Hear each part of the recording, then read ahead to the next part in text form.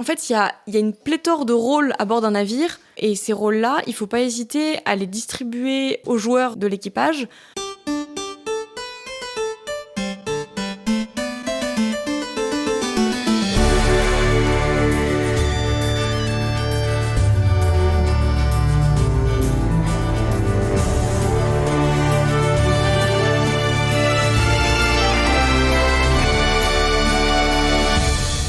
Bonjour à tous et bienvenue sur HRP, un podcast fait pour les GNistes et par des GNistes. Dans ce 22e épisode partie 2, nous continuerons notre exploration du monde des pirates dans notre beau loisir. On s'est quitté après avoir longuement parlé de généralités sur les pirates. On se retrouve donc aujourd'hui pour parler plus en détail de l'incarnation des pirates en GN. On parle donc bien sûr de costumes, de camps en passant par les impératifs de roleplay. Puis nous continuerons sur une partie consacrée à l'expérience plus personnelle de nos invités vis-à-vis de ce type de jeu, comme la façon dont ils abordent l'absence de bateaux sur le terrain par exemple, ou la façon dont ils gèrent le rapport des pirates avec l'alcool. Et bien sûr, nous finirons par quelques conseils à donner à ceux qui souhaiteraient se lancer dans ce type de jeu. On va donc reprendre l'épisode où nous l'avions laissé, tandis que Léonard s'apprêtait à introduire cette deuxième partie. Eh bien, il est temps de passer à la seconde partie qui s'appelle « Jouer pirate en GN ». Quels sont pour vous les incontournables du costume pirate, Olivier ? C'est quoi pour toi ton incontournable, ton costume pirate ? C'est quoi toi l'élément qui fait pirate ? Ouais. Le tricorne. Ok. Écoute, je vais pas te donner souvent la parole, Olivier, pour des raisons de ma foi purement... De dictature. Pour des raisons de dictature. Écoutez, oui. Okay. Non, souvent, celui qui fait vraiment pirate, c'est plus l'uniforme... comment dire ? Souvent, tu avais des pirates qui étaient dans la marine marchande, qui avaient des l'uniforme patiné, voilà, usé, quoi. Leur ancien équipe EPI. Voilà, qui, quand ils partaient, du coup, avaient toujours cet uniforme. Puis avec vraiment la patine des années, du sel, le fait que ce soit vraiment très délavé, porté énormément, puis tout déchiré, quoi. Ouais. Pour ça, je trouve que ça fait partie des éléments qui font vraiment pirate. Tiens, là, c'est plus une question perso, mais je sais que dans les films du Moyen-Âge, on a toujours cette envie de dire ah là là, c'était cracra, alors qu'ils se lavaient et tout et que les costumes étaient propres. Est-ce que pirate, c'est cracra ou c'est un peu facile, c'est un peu le truc hollywoodien de rendre tout ça cracra? Est-ce que tu as déjà essayé de nettoyer tes vêtements dans de l'eau salée, puis de les faire sécher sur le pont d'un bateau ? J'ai une machine à laver, elle est incroyable, je vois pas pourquoi je prendrais ce risque. Eh bien, n'essaye pas, parce qu'au final, tu vas te retrouver avec du carton. En fait, ton vêtement, il va tellement s'imbiber de sel que ça va être complètement rigide. D'accord. Donc oui, effectivement, c'était pas en très bon état, quoi. Okay. Et il faut aussi prendre en compte que les gars, ils s'habillaient sur ce qu'ils pillaient. Donc... moi, par exemple, d'autres gens qui avaient des vêtements en carton. Exactement. Voilà. Ou alors sur des nobles. Parce que quand tu chopais un gros navire et qu'il y avait aussi des passagers sur ce navire-là, ça arrivait. Hein. Et du coup, c'était le moment de récupérer un tricorne magnifique avec un panache de plumes absolument exagéré. Ou encore de récupérer une paire de bottes en super bon état. Et voilà. Mais c'est vrai que moi, ce que j'aime bien, mon élément de costume préféré pour faire pirate, c'est un costume que j'ai récupéré au théâtre de Lyon. C'est une veste de casse-noisette, en fait, qui date... En fait, c'est une très vieille veste de casse-noisette. Hein. Elle est complètement déchirée, les coutures se barrent, la dentelle se barre. Le truc, il date de fin 1800, tu vois. Vraiment, il était utilisé au théâtre à ce moment-là. Donc, il est en très mauvais état. Mais en fait, c'est parfait, parce que ça fait uniforme d'écrevisses, complètement KO. C'est complètement donc les écrevisses, anglais, les homards, les écrevisses et homards, en gros c'est le nom qu'on donnait aux soldats de l'armée régulière anglaise parce que leur uniforme était complètement rouge. Voilà, on dit écrevisses aussi. Ouais, écrevisses, homards, les deux passent, ouais. Okay. Enfin, c'est des anglais encore. Ça, c'est de l'anglais, quoi. Parce que oui, on détestait à cette époque-là les Espagnols, mais les Anglais étaient aussi on les déteste encore. En non-ordre de sainteté. Voilà. Ah oui, et ton histoire là sur les Espagnols m'a fait penser à un truc. J'ai lu un livre que je vous recommanderai à la fin. Je vous donnerai les données, enfin l'auteur, etc. Il y a un passage sur un capitaine où en gros ce capitaine détestait les Portugais. Et un jour, il en a capturé 3. Sauf que 3 pendaisons, c'est court. le fun, il est pas long, tu vois. Une fois que le type, il est mort, il est mort. Du coup, pendant une semaine, ils se sont amusés à les pendre, pas complètement, les dépendre, puis les rependre, pas complètement, les dépendre et les rependre. Voilà, ce genre de joyeuseté. Ouais. Donc, est-ce que les pirates sont forcément méchants ? Non, mais il y a clairement de sacrés salopards Ah, mais aussi. oui, il y a de la cruauté, ouais. Il faut Bah, les attacher à la proue. ouais, il y a ça Ah oui, aussi. tu c'est peux vachement aussi, plus marrant. voilà.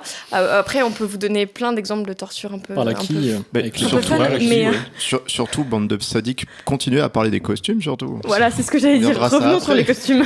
Oui, pardon. Bande de fous. Alors, les costumes. Ah merde. Bah merde. Vous Bah avez ouais, mais moi je vous coupé voyais bien le- parti. Et moi je suis très content de parler de torture, mais c'était pas la question. Est-ce Mais qu'on on peut peut en faire une parler. parenthèse torture après ? On peut faire écoutez, on peut faire une parenthèse torture, nous sommes torture. Bah, Alors, pour le les tricorne. costumes, oui, le tricorne. Alors, le À la fameux con. tricorne. Putain, mais ça c'est chiant, ça d'avoir des trucs à la con comme ça. Là. Je préfère des mecs qui viennent avec des chapeaux, tu vois, un peu à la feutre, Barbossa, ouais. tu vois, avec un panache, plutôt que des mecs qui viennent avec un tricorne. Putain, Mais moi je vous en marre de ces serre la main, ouais. Moi je vous en serre la main. Non, mais tu viens avec rien. Même le bandana, hein, tu me dis, Nora, si Ouais, je voilà, me c'est trompe, ok. hein, mais c'est pas forcément un truc qui est vraiment attesté. Hein. Après, le principe, c'est que tu passes pas non plus 3 semaines en mer sous le plein cagnard sans rien sur la tête. Voilà, hein. c'est Oui. ça. ouais. Fallait toujours un truc sur la tête pour juste pas choper une insolation, quoi, tout simplement. Je pense qu'une bande de tissu, ouais, Mais effectivement, oui, sur le. tu Puis c'est trouves un un vieux truc- truc, même Ça- techniquement une vieille chemise, hein.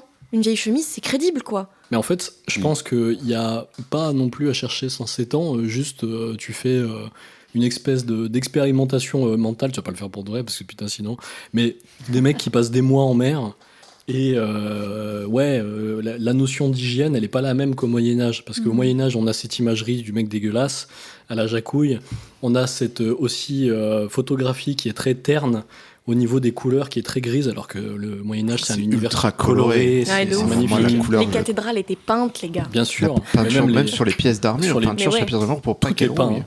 Tout est peint pratiquement. Ouais. Oui. Et on a cette image de l'époque un peu dégueulasse, quoi. Alors qu'en fait, pas du tout. Autant pour les pirates, ouais, tu peux y aller parce que Bah ouais. en fait, c'est plus une forme de. Ils ont pas le choix, quoi.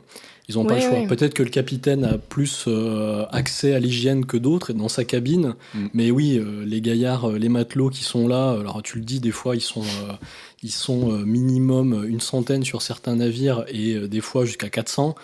Sur des grosses frégates, ouais, tu sais très bien que la promiscuité à bord, elle fait que. Et l'autre fois, je lisais des. Tu sais, le mec qui a des passe-temps de merde. Je lisais des rapports de journal de bord de 1715. Du mec, personne fait ça, tu sais. Mais c'est trop bien. Je suis C'est en la train de dit, me c'est dire trop bien. Qui c'est ce mec? Et donc, du coup, ouais, je fais ça en parallèle de ma chaîne YouTube. Et donc, du coup. Le capitaine disait bon bah par rapport à la semaine dernière, il y en a 25 qui sont morts. Et ils sont morts des fois pour des raisons de fièvre tropicale, des fois de scorbut, de malnutrition La et dysenterie. la dysenterie. Donc tu as un milliard de Dysenterie. manières de mourir. Beaucoup viennent de l'hygiène, beaucoup viennent du fait que ils sont pas habitués à des climats pareils. Et ouais, et puis t'en as qui déclarent pas forcément leurs camarades morts, comme ça ils peuvent prendre Leur portion de repas. leur portion. Voilà. Donc, Du coup, t'as ça des donne, cadavres qui restent dans très un coin, longtemps. quoi, qui Et restent du coup, un ça peu. développe des maladies aussi. Donc voilà, c'est charmant, hein, tout Et ça. puis, évidemment, quand tu partais en mer, t'emmenais de la nourriture. Qui dit nourriture, dit les rats. Ouais. Donc, t'avais aussi des rats à bord. Alors, on avait toujours un chat à bord en général aussi. Ouais. Mais Ah oui, ouais. voilà. C'est pour ça que Et le chat du bord était vachement important. le chat du bord, ouais. Il y a Ouais. beaucoup cette image du pirate avec le perroquet et le singe. cache-œil. Putain, on parle du Faut costume. qu'on en Oui, parle le du cache-œil. cache-œil, ouais. On parle du costume à le cache-œil. Nora, vas-y, qu'est-ce que tu veux dire sur le cache-œil? Ben, en gros, le cache-œil, on peut se dire Oui, que c'est un quand peu cliché, que c'est débile et tout, mais en fait, c'était une vraie astuce. Parce que le truc, c'est que quand tu passes du pont du navire en plein soleil à la cale du navire, tu vois plus rien. On a tous fait cette expérience en été, t'es dehors, tu vois super bien, tu rentres à l'intérieur, d'un coup, il fait tout noir. En fait, c'est parce que il faut un peu de temps à ta pupille pour s'adapter à la luminosité qu'il y a. Donc, leur astuce à eux, c'était de toujours garder un œil dans le noir, toujours un œil adapté à l'obscurité, donc ce cache-œil. Et quand ils descendaient dans la cale, ils avaient juste à relever leur cache-œil et ils voyaient bien mieux que s'ils étaient passés d'un environnement hyper éclairé un environnement hyper sombre d'un coup. Ah, est-ce que c'est vrai ça? Ouais, parce que moi, j'allais dire, à la fois, c'est un mélange entre des choses. Attention, j'ai testé, j'ai fait l'expérience chez moi. Par contre, c'est possible. Ça fonctionne, les gars. Je suis comme toi, j'ai entendu ça pendant des années. Il y a un jour, il y a un expert qui s'est prononcé, qui a dit non, mais ça, c'est de la merde. Ouais, moi, je suis un peu dans la même méta que toi, parce que j'ai dit à la fois, ça me mettait entre le mythe et la réalité, c'était soi-disant sourcé, puis j'ai entendu un qui dit mais non, c'est des conneries, et là, ça revient. J'ai dit, moi, on va jamais s'en sortir. Ouais, du coup, je sais pas. Bon, bah écoutez, je sais pas. Moi, je sais que j'ai testé et que ça fonctionne. Par contre, c'est tout ce que je peux vous dire. Par contre, c'est vrai. Hein.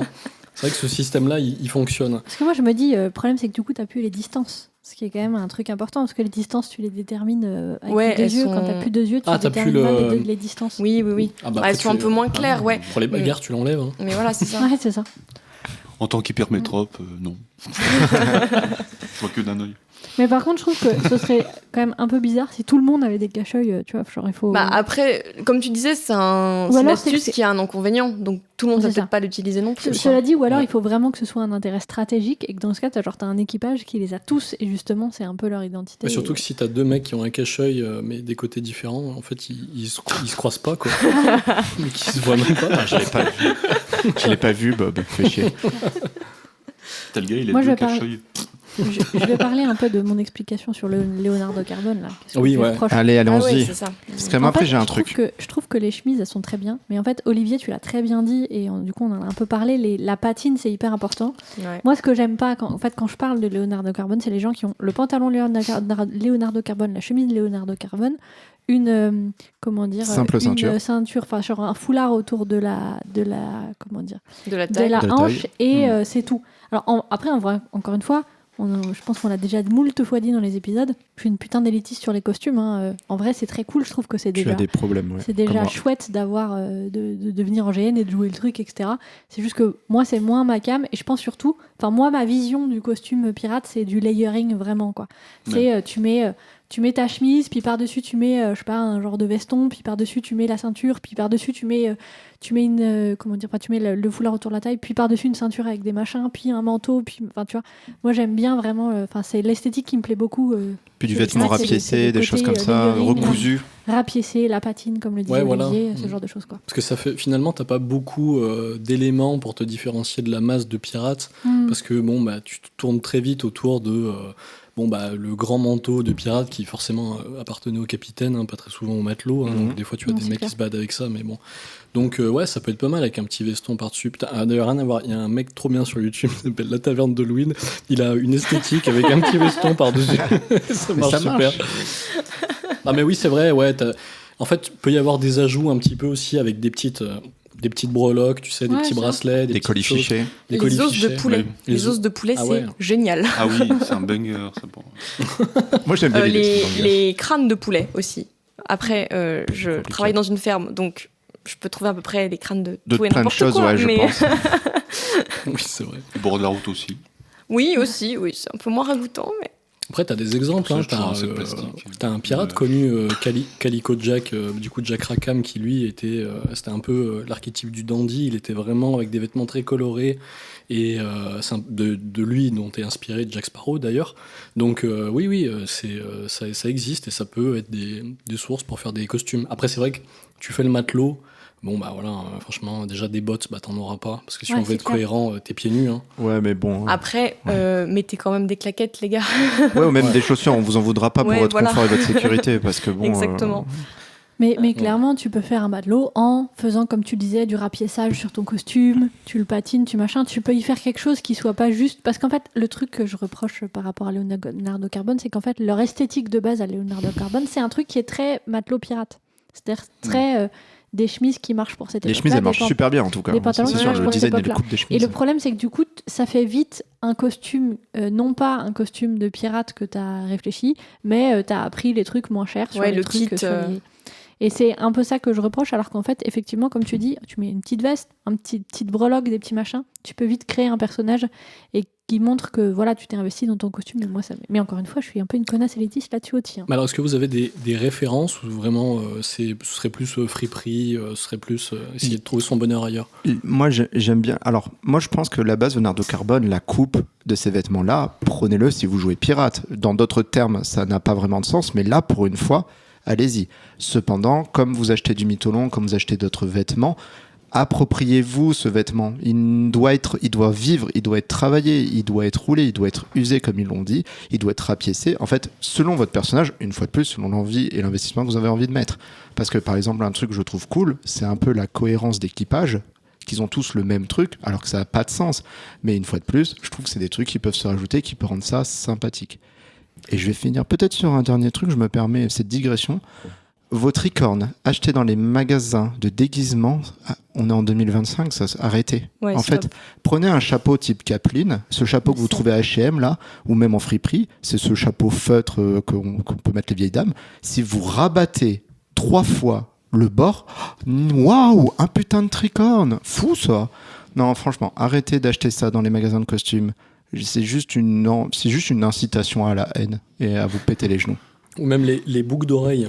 J'ai entendu, je crois que c'était Jean Soula qui en avait parlé, ou alors je dis une connerie, c'est un autre spécialiste du monde de la piraterie qui avait dit bon, on a cette image du pirate boucle d'oreille et tout, mais en fait, pas tant que ça. En fait, même chez les pirates, c'était considéré comme efféminé et non, tu ne portais pas de boucle d'oreille. Donc, ouais, même ça, ce serait une espèce de. Encore, il faudrait que je vérifie toutes les sources. Moi, j'ai entendu une autre source qui disait qu'en fait, la boucle d'oreille, c'était pas que les pirates, c'était les marins. Et en fait, c'était un peu le seul truc de valeur qu'ils avaient sur eux pour payer leur enterrement. Le jour où ils crevaient. Voilà. J'ai entendu ça aussi. Mais voilà. Du même mec qui m'a dit qu'il fallait mettre un cache-œil pour aller dans la cale. Bon, voilà, il y a 2 thèses. On vous laisse choisir celle qui vous plaît le plus. Et puis voilà, après tout, on est en GN, on s'en fout. Après, ça dérange pas d'avoir une boucle d'oreille, je pense. Et prenez et évitez les matériaux, les vêtements ou autres équipements avec ce côté synthétique. Qui va forcément donner un aspect fort déguisement et non costume. Privilégier le lin, le coton et pas les trucs un peu semi-synthétiques avec cet aspect brillant. Moi, franchement, je sais que j'ai récupéré les fringues de ma mère quand elle a eu sa période hippie. Donc des trucs en lin, tout... En vrai, assez joli, mais... assez joli. Beau tissu, coupe horrible, voilà. Et ça, c'est vachement pratique pour repartir sur du pirate. Et puis, vu que plus personne va le porter, t'as aucune culpabilité à les arracher, les déchirer, faire ce que tu veux dessus. Et l'autre astuce, c'est Emmaüs.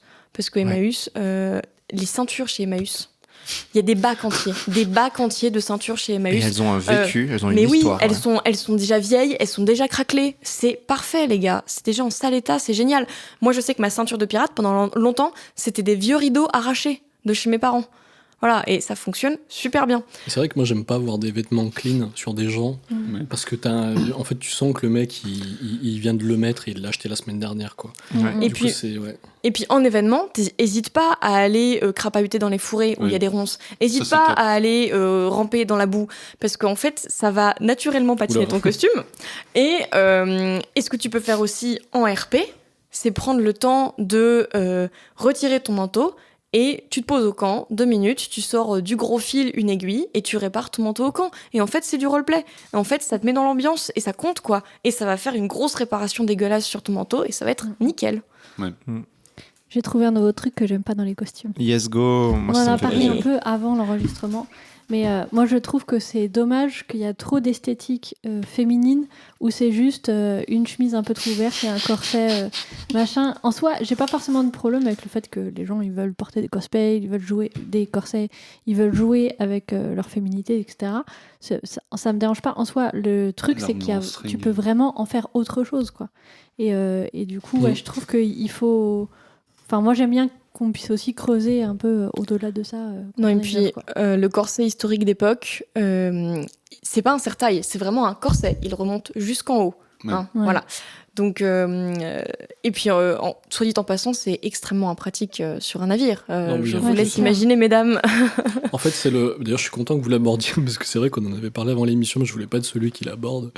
C'est le gros mec qui va encore dire, ouais, putain, les femmes, ils s'habillent comme ça. Mais non, c'est pas ça, en fait. L'idée, c'est que effectivement, c'est vrai que t'as cette image de la pirate, donc après ça découle effectivement du fait que, je l'avais dit, c'était quand même un univers qui est assez accueillant pour les femmes, justement. Tu peux être une femme et tu peux être pirate, il n'y a pas de problème à ça.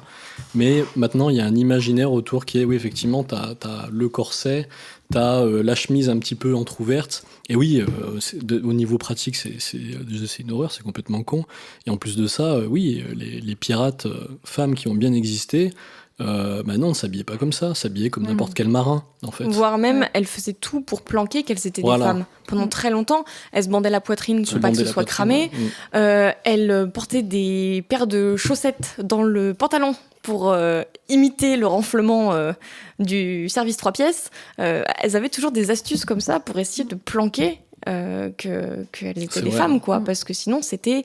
les requins, globalement. Hein. Après, je pense que quand t'es une joueuse, tu te sens pas de faire tout ça parce que tu te dis, ouais, bon, j'ai quand même envie un petit peu, un minimum de respirer, d'être stylé. Voilà, il y a aussi, c'est quoi ma vision et mon imagerie. Bien sûr. Et à la fois, je suis à la fois toxique et réconcilié. Je suis vraiment en mode vraiment personne toxique parce que à la fois je clash, mais en même temps, mais après, il faut les laisser vivre. Non, mais je peux comprendre comme j'ai toujours eu du mal avec l'armure de Nana, Heroic Fantasy et MMORPG. Ce côté où le nombril ne prend pas de dégâts, mais je peux comprendre que le visuel est intéressant, je peux comprendre que des gens sont intéressés par ça. Ça manque d'authenticité, mais si les gens aiment ça... Oui, et puis après, ça dépend toujours de ton univers. Tout, voilà, si c'est du pur Pirates des Caraïbes et que c'est complètement assumé, go, il n'y a pas de souci, quoi. Faites ce que vous voulez. Si vous voulez faire vraiment de l'historique, on essaie tous de s'y conformer un peu plus. Et voilà. Voilà, si on veut avoir un côté un peu probant, c'est vrai que le corset, c'est pas forcément le plus pratique. J'en ai jamais essayé, mais tu devrais s'attirer très bien. Je pense pas. Rien que le lassage m'a déjà fatigué. En fait, juste regarder le lassage me fatigue. Après, je pense que c'est parce qu'en fait, on tire l'esthétique et l'image populaire qu'on a du pirate. Aussi, on l'associe beaucoup à la prostitution et au fait qu'ils allaient après dépenser leur argent, comme tu disais, bien sûr. dans l'alcool, mais aussi dans les femmes. Et je pense que c'est pour ça qu'on y associe vachement une image de la, d'une femme très sexy, sexualisée, etc. Mais pour autant, du coup, je pense que justement, je comprends, cette esthétique en fait partie, mais du coup, c'est plus l'esthétique justement de la prostituée et pas l'esthétique de la pirate. Et du coup, je pense qu'il y a un truc un peu là-dessus où encore une fois, j'ai pas forcément de problème avec le fait que certaines personnes le fassent. Ce qui m'embête, c'est la quasi systématique mise en place de ce genre d'éléments quand on oui, bien sûr.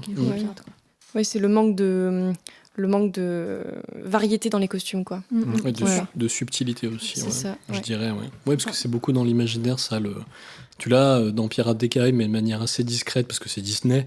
Donc oui, t'as Jack, il est au bras de 2 ou 3 femmes, puis elles lui mettent des claques et ça fait rigoler. Parce que quand t'as 10 ans, tu rigoles parce que t'as eu une femme qui a mis une claque à Jack. Après, tu comprends que le mec, il a dû faire quand même des sacrés saloperies pour qu'elle mette une claque. Et autrement, un sacré goujat, quoi. Effectivement. Oui, et en plus, c'est complètement des prostituées. Dans la série Black Sails que j'ai citée, c'est un peu le Game of Thrones des pirates. Et dans Game of Thrones, Dieu sait que des phases dans les bordels, il y en a beaucoup. Là aussi, c'est même une intrigue qui se passe là-bas. Donc centrale, effectivement. Donc oui, c'est vrai que ça faisait partie de la vie à bord, de la vie une fois qu'elle était plus à bord. C'est vrai que ça faisait partie du quotidien, puisque effectivement, ces gens-là, ils avaient des besoins, voilà, comme tout le monde, et puis ils dépensaient souvent leur paye dans ce genre de choses. Après, c'est vrai que maintenant on l'a vu tellement de fois, j'aimerais bien qu'on le mette un peu de côté, parce qu'il n'y a pas que ça, quoi. On a parlé des costumes, et maintenant, quels sont pour vous les incontournables du roleplay pirate? T'as les mecs qui font hey, ça c'est dans Black Flag, ça m'a toujours régalé parce que Black Flag, j'adore Black Flag. Mais c'est un très bon jeu. C'est mon Assassin's Creed préféré avec la saga Ezio. Mais franchement, putain, à chaque fois qu'il terminait une phrase, il terminait par hey, putain, ça me saoulait de me casser les couilles à chaque fois il disait ça. Non mais là c'est vraiment forcé. Là t'as le pendant de d'un côté t'as Stevenson avec ses conneries de il fait des expressions adaptées au vocabulaire de la marine. À chaque fois c'est relou. Et à côté t'as Black Flag qui en fait pas beaucoup, mais à un moment donné il te cale un héros qui fait que c'est sûr c'est un pirate. Moi, je trouve qu'elle est hyper dure, cette question. Honnêtement, quand je l'ai écrit, j'étais moi-même en mode, je sais pas trop ce qu'on va dire. Alors, mais j'avoue que au fil de l'épisode, je me suis dit qu'avoir un argot, mais pas un argot cliché, comme tu viens de dire, effectivement, ça, c'est plutôt à éviter. Mais un argot avec vraiment de connaître des termes de navigation, de connaître des trucs, etc. Pour donner du corps, je pense que c'est vraiment un truc qui peut vraiment avoir du sens. Mais sinon, au contraire, je pense qu'il n'y a pas vraiment un truc précis qui est incontournable. Je pense qu'au contraire, ça peut être tellement varié qu'il vaut mieux justement un petit peu sortir de ce côté incontournable dans le roleplay. Moi, j'ai quelques conseils à donner, de ma petite expérience. Je pense qu'un des trucs qui est pas mal, c'est de donner un rôle à chaque personnage dans l'équipage. Un gabier, voilà, les gabiers, c'est ceux qui vont monter dans les haubans, qui vont s'occuper des voiles, etc. T'as le voilier, celui qui va faire les réparations des voiles, etc. T'as toujours un charpentier, un maître charpentier. Tu vas avoir le maître coq. En fait, il y a une pléthore de rôles à bord d'un navire. Et ces rôles-là, il ne faut pas hésiter à les distribuer aux joueurs de l'équipage pour que, quand on leur demande leur identité, ils disent je m'appelle truc bidule, gabier à bord du machin chose. Et juste ça, et déjà, ça donne un peu de profondeur à ton personnage. C'est vrai. Voilà. Et du coup, le code, moi, je trouve que c'est un élément de roleplay qui est vachement intéressant parce que ça va aussi faire que si quelqu'un contrevient au code, ça te fait du roleplay dans ton équipage. Parce que si tu contreviens au code, y a un espèce de procès qui est mis en place et il se passe vraiment des trucs, il y a du drama, il y a du sang, des larmes, et voilà. Et puis, un truc tout con, bâbord et tribord. Ouais, juste utiliser bâbord et tribord. En plus, c'est vachement plus pratique que la droite et la gauche, ça ne bouge jamais. Voilà. Parce que la droite et la gauche, ça bouge tout le temps, j'en ai marre. Je me plante à chaque fois. Bâbord, c'est gauche, tribord, c'est droite, ou c'est batterie, l'inverse? regarde, le mot de la batterie. Ouais, batterie. Voilà. Batterie, ok, batterie gauche, donc non, gauche, alors, justement, droite, non? Justement, sur un navire, bâbord et tribord ne bougent jamais. Okay. C'est-à-dire que bâbord et tribord est indexé sur le beaupré, sur le mât de beaupré, d'accord? Donc, quand tu vas te retourner, bâbord sera toujours à bâbord et tribord sera toujours à tribord. Ok. Voilà. C'est comme dans l'automobile, c'est toujours dans le sens conducteur. C'est dans le sens qui conduit que ça ne change jamais, même si tu es retourné. Mais si je suis face au beaupré, que je suis face à l'horizon, donc bâbord c'est gauche, et après ces conneries de gauche et droite. Et par contre, quand tu te retournes... Ah oui, mais selon comment on est tourné, ça change de sens, putain aussi. Mais non, justement, ça ne bouge pas, contrairement à la droite et la gauche. Dans ta gauche et ta droite, ça change, mais ton bâbord-tribord, lui, reste toujours pareil. Exactement. En fait, le bâbord-tribord, il est fixé dans l'environnement, alors que ton droite et gauche est axé sur toi-même. Merci. Du coup, ça peut donner des conversations assez ahurissantes entre un personnage marin et un personnage qui n'est pas marin. Mais si t'es plus sur ton bâtiment, ça n'a plus de sens, du coup, d'utiliser ce terme. Si, tu peux l'adresser à toi, au sens de la route. Est-ce qu'il te semble cohérent ? C'est le sens de marche, dans ton sens de route, ça restera toujours ton bâbord. Ah, d'accord. C'est quand tu vas de l'avant, en fait. C'est ça. En fait, quand tu vas de l'avant, ton gauche et droite resteront toujours ton gauche et ta droite. Ok. Et c'est un moyen très efficace de semer la discorde et la confusion dans une discussion. Ah, voilà, ah oui, tu le sais parce que t'as passé ton permis de plaisancier. Et puis que dans l'automobile, c'est sens conducteur en fait. Et que ce sens conducteur, c'est toujours la personne qui conduit, ce sera toujours ton bâbord tribord entre guillemets. Voilà. Intéressant. Vous m'avez donné un bon truc. Je suis content que t'aies parlé des... Mais t'as parlé de quoi déjà? Des rôles tout à bord fait. d'un navire. Parce que justement, on a une petite anecdote à ce sujet. C'est qu'en fait, pour l'édition 1, on n'avait pas spécialement, on avait un système avec notre livret des règles, c'était des compétences classiques, comme tu pourrais en fait en trouver. Un système de points. En gros, t'avais 5 points et en fait t'achetais des compétences avec, tu vois. 5 points, vous êtes pas. Moi j'ai vu des systèmes avec beaucoup trop de points, donc c'est pas ça. Les systèmes de points. Moi 5 c'est très bien, c'est très simple. Et en fait, les gens ils achetaient des trucs utiles, tu vois, des compétences martiales, des compétences, tu vois. Et en fait, les compétences qu'on aurait voulu qu'ils utilisent, genre crochetage ou des trucs comme ça, tout le monde s'en foutait. Et en fait, un jour, nous, on a fait l'erreur parce que du coup, c'est souvent très très prenant, c'est qu'on est organisateur, mais en même temps, on est des personnages, on joue un rôle. Et moi, à un moment donné, je fais l'erreur de vouloir me mettre capitaine, parce que je suis un très très gros égo.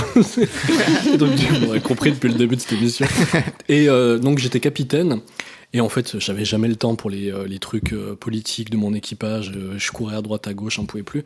Et à un moment donné, excédé, j'avais un quartier maître, lui que j'avais élu au tout début. Je dis, écoutez, quartier maître, je vous laisse le soin d'organiser les élections pour avoir un bosco, un maître d'équipage. Et les mecs, ils me regardaient, ils disaient putain, mais c'est quoi un Bosco et tout. Je leur explique un peu ce que c'est le rôle du maître d'équipage, qui est en fait un petit peu le représentant de l'équipage. Représentant du personnel, ouais. Du personnel, ouais, tout simplement. C'est un peu le syndiqué. Ah ouais. Je dis ça à chaque fois, c'est vrai, c'est le syndiqué. Et en fait, à l'issue du truc, il y a eu quelqu'un qui a été élu. Et le mec, retour d'expérience, il me dit mais tu sais que moi ça m'a tellement accroché, je me suis dit putain j'ai un rôle quoi, un vrai rôle, alors qu'à part Quartier Maître ils en avaient pas. Cette année du coup, fort de cette expérience, on a changé, il n'y a plus de système de points, il y a juste un système de rôle, tu choisis ton rôle, c'est une très il bonne faut idée. qu'il y ait un capitaine obligatoirement, et après il y a des gabiers, il y a des maîtres coques, il y a des cambusiers, il y a des timoniers, il y en a d'autres, pléthore, et donc du coup, en fait, ça te permet, et on leur donne en même temps une carte en leur disant, concrètement, voilà ton rôle à bord, voilà ce que tu fais à bord.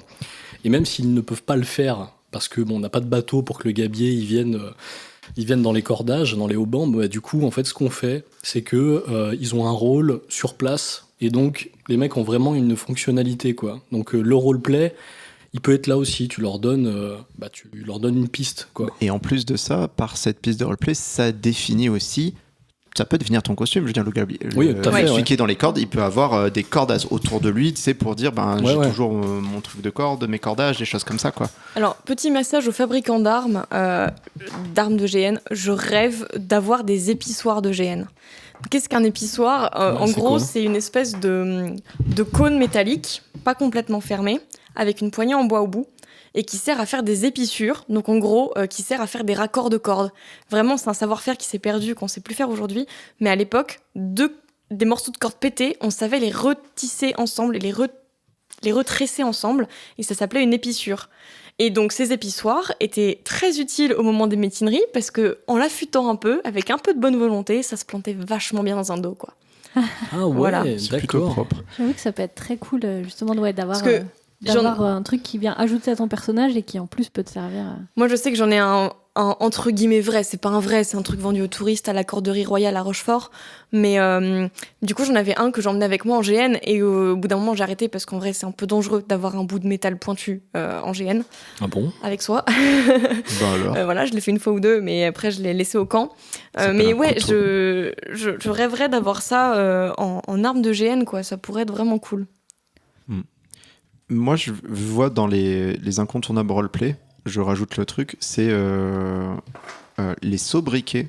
Moi, je sais que dans toute bande de personnes un petit peu marginaux, un petit peu hors la loi, le sobriquet, c'est toujours cool parce qu'en fait, c'est ton identité au sein de l'équipage. Oui. Par exemple, nous, dans notre brigade pénale, on a nos anciens noms, prénoms, notre numéro de bagne, et nous avons aussi le sobriquet, donc comment on nous définit, quoi. Neneuil, l'asticot, et grande gueule, des trucs comme ça. Et en fait, je trouve que c'est cool parce que ça crée une identité. Ça permet, parce qu'un sobriquet, c'est souvent une tare que l'équipage a choisi pour toi. C'est pas toi qui décides de ton sobriquet, c'est souvent tes compagnons. La digne, truc comme ça, qui fait que ça te définit à peu près quel type de personnage tu vas être et aussi l'aspect que tu peux avoir ou des trucs comme ça. Parce que forcément, Neneuil, ça peut être juste un mec qui a un œil crevé, un truc comme ça, quoi. Tu le vois en plus sur les noms d'époque des grands capitaines. Par exemple, François Lolonais, il s'appelait Lolonais parce qu'il faisait des sables d'Olonne. Ouais. Il y avait aussi Michel le Basque, parce qu'il était basque, tout simplement. Barbe Noire, on peut imaginer que c'est pas lui qui a choisi son blaze, quoi. Il s'est pas dit putain, je vais m'appeler Barbe Noire. Ouais, et puis en plus Barbe Noire, il avait un petit goût pour la pyrotechnie. Ouais, il foutait des mèches de canon dans sa barbe et il foutait le feu aux mèches pour avoir des étincelles dans la barbe quand il arrivait sur les navires, histoire de bien foutre les pétoches à tout le monde, quoi. De se faire passer pour le diable. Voilà. Petit aparté costume qu'on n'avait pas parlé, les armes aussi, parce que là on a beaucoup parlé de costumes, mais si on peut flexer, c'est les rapières, les mousquets, enfin les pistolets, les mousquets, les petites haches aussi pour les haches d'abordage. C'est vrai qu'on n'a pas parlé de ça, ce qui est forcément un truc le plus assez cool quand même, la bagarre, n'oublions pas. Les couteaux, les surins, tout ça. Les canons. Les espadons, c'est le mec qui a rien compris. Les morts, tout ça. Mais ouais, les armes, ou vous pouvez même, votre arme peut avoir un truc un peu, être très personnalisé pour dire que vous l'avez volé à un capitaine de la marine marchande espagnole. C'est des trucs où ça peut vraiment rajouter du plus sur votre costume, quoi. Ça peut vraiment jeter ce petit truc en plus. Et puis en plus, Epic Armory, là, ils ont sorti une gamme de sabres qui sont vraiment recourbés. Donc maintenant, vous pouvez avoir des sabres pirates vraiment avec l'esthétique du sabre cuillère à peau Ah ouais, d'époque. c'est quelle collection qui sont sorties? C'est l'année dernière ou cette année? Je crois que c'est l'année dernière. Ouais. Parce que je crois que Ils sont recourbés et ils sont assez sympas, ils sont assez beaux. Voilà, mais ouais. Oui, parce que pendant très longtemps, ils avaient le truc immonde avec le crâne sur sur la poignée, et c'était vraiment c'était horrible, quoi. Personne n'avait envie d'acheter ça. Mais c'est clair, ça n'a rien de cohérent, je trouve. Okay. Voilà, pareil, les crânes partout sur les campements en déco. Bon, ok, mais arrêtez d'essayer de boire dedans, les gars. Les yeux, c'est des trous, je vous rappelle. Hein. Le crâne, c'est pas étanche. Hein. Et non. Je peux vous le dire. Je croyais que c'était que les GN Vikings qui faisaient ça. Et non. Mais du coup, ouais, les armes, il y a ça. Il y a tout ce qui est les faux fusils à silex et tout. Les petits claques-doigts, on en parlait en off l'autre fois. En plus, les claques-doigts, ça fait un peu de fumée et tout. C'est vachement cool pour les photographes. Wink wink Clémentine. Ça en fait pas assez, moi je trouve. Je désespère de trouver des vous savez, parce qu'en fait il y a ce dont on parle, c'est les pour ceux qui nous écoutent, c'est c'est le mec qui prend possession de l'émission. Ceux qui nous écoutent, et après on donnera la parole à Olivier sur le c'est en fait les espèces de petits barilets comme les petits jouets cow-boy qu'on avait dans le temps. Tu les mets sur l'amorce, enfin du coup tu mets cette amorce sur le pistolet à silex, et après ça fait un petit ça fait une percussion en fait. Ouais, ça fait une percussion et un peu de poudre et un peu de fumée. Mais je trouve qu'il n'y en a pas assez. Alors, du coup, moi j'ai la solution pour ça, qui est en fait le GN que j'ai fait en Angleterre, qui s'appelle Buccaneers of the Damned. Ils avaient fabriqué des mousquets en mousse avec lequel tu pouvais taper, et dans lequel ils avaient prévu un truc pour des pétards qu'on ne trouve pas trop en France. On n'en a jamais trop trouvé en France. Donc, j'ai pas regardé récemment, mais en tout cas à l'époque, j'en trouvais pas. Il faut les prendre sur internet. Ils sont des pétards où il y a directement l'amorce du bang, mais avec des cotillons dedans. Et en fait, tu coupes les cotillons, tu découpes le système pour enlever tous les cotillons, tu gardes que l'amorce. Et en fait, il y avait un trou du coup dans le mousquet où on passait le fil dedans, et pour tirer, on tire un grand coup sur la flèche et ça fait péter le pétard, mais qui est censé faire partir les cotillons. Comme il n'y en a pas, ça fait juste pas mal de fumée et aussi un bruit qui est très fort et qui est pas très bon pour nos oreilles, mais très bon pour le côté immersif. C'est-à-dire que du coup, franchement, quand tu tires, t'as un bip dans les oreilles pendant quelques secondes, quoi, parce que c'est efficace, c'est très fort. Et du coup, franchement, en termes d'immersion, je trouvais ça vraiment super. Mais du coup, je crois que c'est en partie pour ça qu'ils sont pas autorisés, qu'ils sont pas en vente en France. Il y a aussi, moi, je les utilise, j'essaierai de les retrouver, parce que je commande, moi, d'énormes claques-doigts. Il y a des petits claques-doigts, mais l'internet est bien fait, on trouve tout. Il y a aussi d'énormes claques-doigts qui sont assez gros, qui font un très bon bruit. Il y a aussi ce côté satisfaisant que quand tu tapes, ça pète, t'as des petits cailloux à l'intérieur du claque-doigt qui partent. Même c'est très roleplay parce que des fois, ça foire. Et une arme à feu de cette époque, ça peut foirer souvent. Bien sûr, faire pouvoir lancer, tirer et dire merde, ça marche pas, repartir en courant en essayant de changer. En vrai, ce que j'aime bien, il y a toute cette mécanique où tu dois prendre le claque-doigt dans la besace, tu dois enlever l'ancien claque-doigt, parce que souvent, c'est là où il y a le chien, là où le silex va ripper contre la petite plaque, où tu as souvent ce vieux morceau de pâte à fixe. Tu cales ton énorme claque de doigt. Donc en fait, tu as toute cette mécanique, au final, roleplay, qui est là en mode je suis en train de charger. Je peux pas te tirer dessus comme si je te tirais avec un Glock. Je peux pas le faire. Donc c'est vraiment assez satisfaisant. Et puis c'est très drôle. Moi j'ai vécu des scènes où j'ai sorti mon truc, j'ai tiré, ça faisait pas. Le mec m'a foncé dessus, j'ai couru comme ça. C'était une arme à feu, j'avais l'avantage technologique. J'ai joué. J'aimerais bien trouver ça, moi, si jamais vous avez. Écoute, je te donne si je trouve ce lien, je le donne et je le mettrai aussi en description. Je veux bien. Si je retrouve les pétards dont je parle. Ah oui, je veux bien aussi. Non, mais de toute façon, tout ce qui permet d'accentuer un peu l'immersion. Parce qu'il y en a aussi, ils se font chier à avoir des mousquets, mais tu sais, des fusils longs, quoi. Et ça coûte une blinde. Et alors je sais plus qui c'est qui fait ça, j'allais dire Square Enix, mais Square Enix c'est les mecs qui font Final Fantasy, ça n'a rien à voir. Il y a Fake Steel qui font un système d'arquebuse avec un système de ressort, et même je crois que la mécanique fait que tu peux aussi mettre un peu du talc à l'intérieur, c'est-à-dire que ça projette le cotillon, donc tu as cet aspect fumée qui sort avec le talc qui crée la fumée. Attention, le talc c'est pas forcément bon dans le nez. N'abusez pas, mettez-le dans l'arquebuse. On a qui s'en mettent dans le nez. Et voilà, mais effectivement, ça reste du matos onéreux. C'est vraiment du matos qui va vous coûter quand même même légèrement plus de 200 €, des trucs comme ça. J'ai pas regardé les prix, mais je sais que en tout cas, ça m'a l'air pas gratos, quoi. Après, les brocantes, les gars. Moi, je sais que le pistolet à silex que j'ai actuellement, je l'ai acheté 15 balles sur une brocante. Il était noir. Mais vraiment, il était dégueulasse, il était gras, c'était un enfer. Donc j'ai passé un peu de temps à le retaper, mais j'ai ressorti des laitons qui étaient franchement pas dégueux dessus. Puis avec un pote, on a un peu retapé le système. Alors, il fonctionne pas aussi bien que s'il était neuf, mais franchement, il est pas mal. En tout cas, il a de la gueule, il a une belle patine, ça c'est cool. Et deuxième message aux fabricants d'armes, les gars, justement des faux pistolets à silex en mousse, ce serait trop bien parce que les pistolets à silex, ça s'utilise de 2 façons différentes. La première étant de tirer, la deuxième étant de prendre par le canon et de mettre des grandes patates dans la tempe avec. Voilà. Alors, on ne tape pas dans la tête. Et voilà, il y avait une partie métallique au bout qui en fait servait à... Du côté de la crosse. Voilà, du côté de la crosse, tu mettais des grands coups avec. C'est pas mal ça, faudrait le suggérer. Parce que moi, quand je le fais et que je jette ça dans la gueule d'un joueur, après j'ai une main courante, vraiment désagréable. Chaque année j'en ai une. C'est le roleplay. À Avatar ils avaient fait ce système, mais plus le système était plus une sarbacane. En fait vous avez le système de la sarbacane avec la mèche qui est, on va dire, le tuyau que vous soufflez dedans pour tirer, et vu que tout est en full mousse, juste après que vous avez tiré votre flèche de nerf, et ben vous retournez le truc et allez, on va tabasser quoi. Yes, c'est aussi un choix stratégique, mais ça met les flèches nerfs, et les flèches nerfs c'est pas très esthétique, c'est pas très joli. Oui, et puis il faut les récupérer à la fin et tout. Donc voilà, on est encore à chercher le bon moyen, mais je pense que dans les années à venir, on trouvera des trucs cool. Après, t'as toujours un peu le côté aussi. C'est un peu emmerdant parce que la fléchette nerf, elle est trop moche, c'est vrai. Elle est moche de mais ouf. D'un autre côté, on touche. Bon, après, tu t'aperçois pas forcément quand t'es touché si t'es en armure, mais on te touche, bon, t'as vu le truc, ça t'a touché, tu vois. Si t'es en tissu, en fait, le truc t'a touché, tu l'as senti.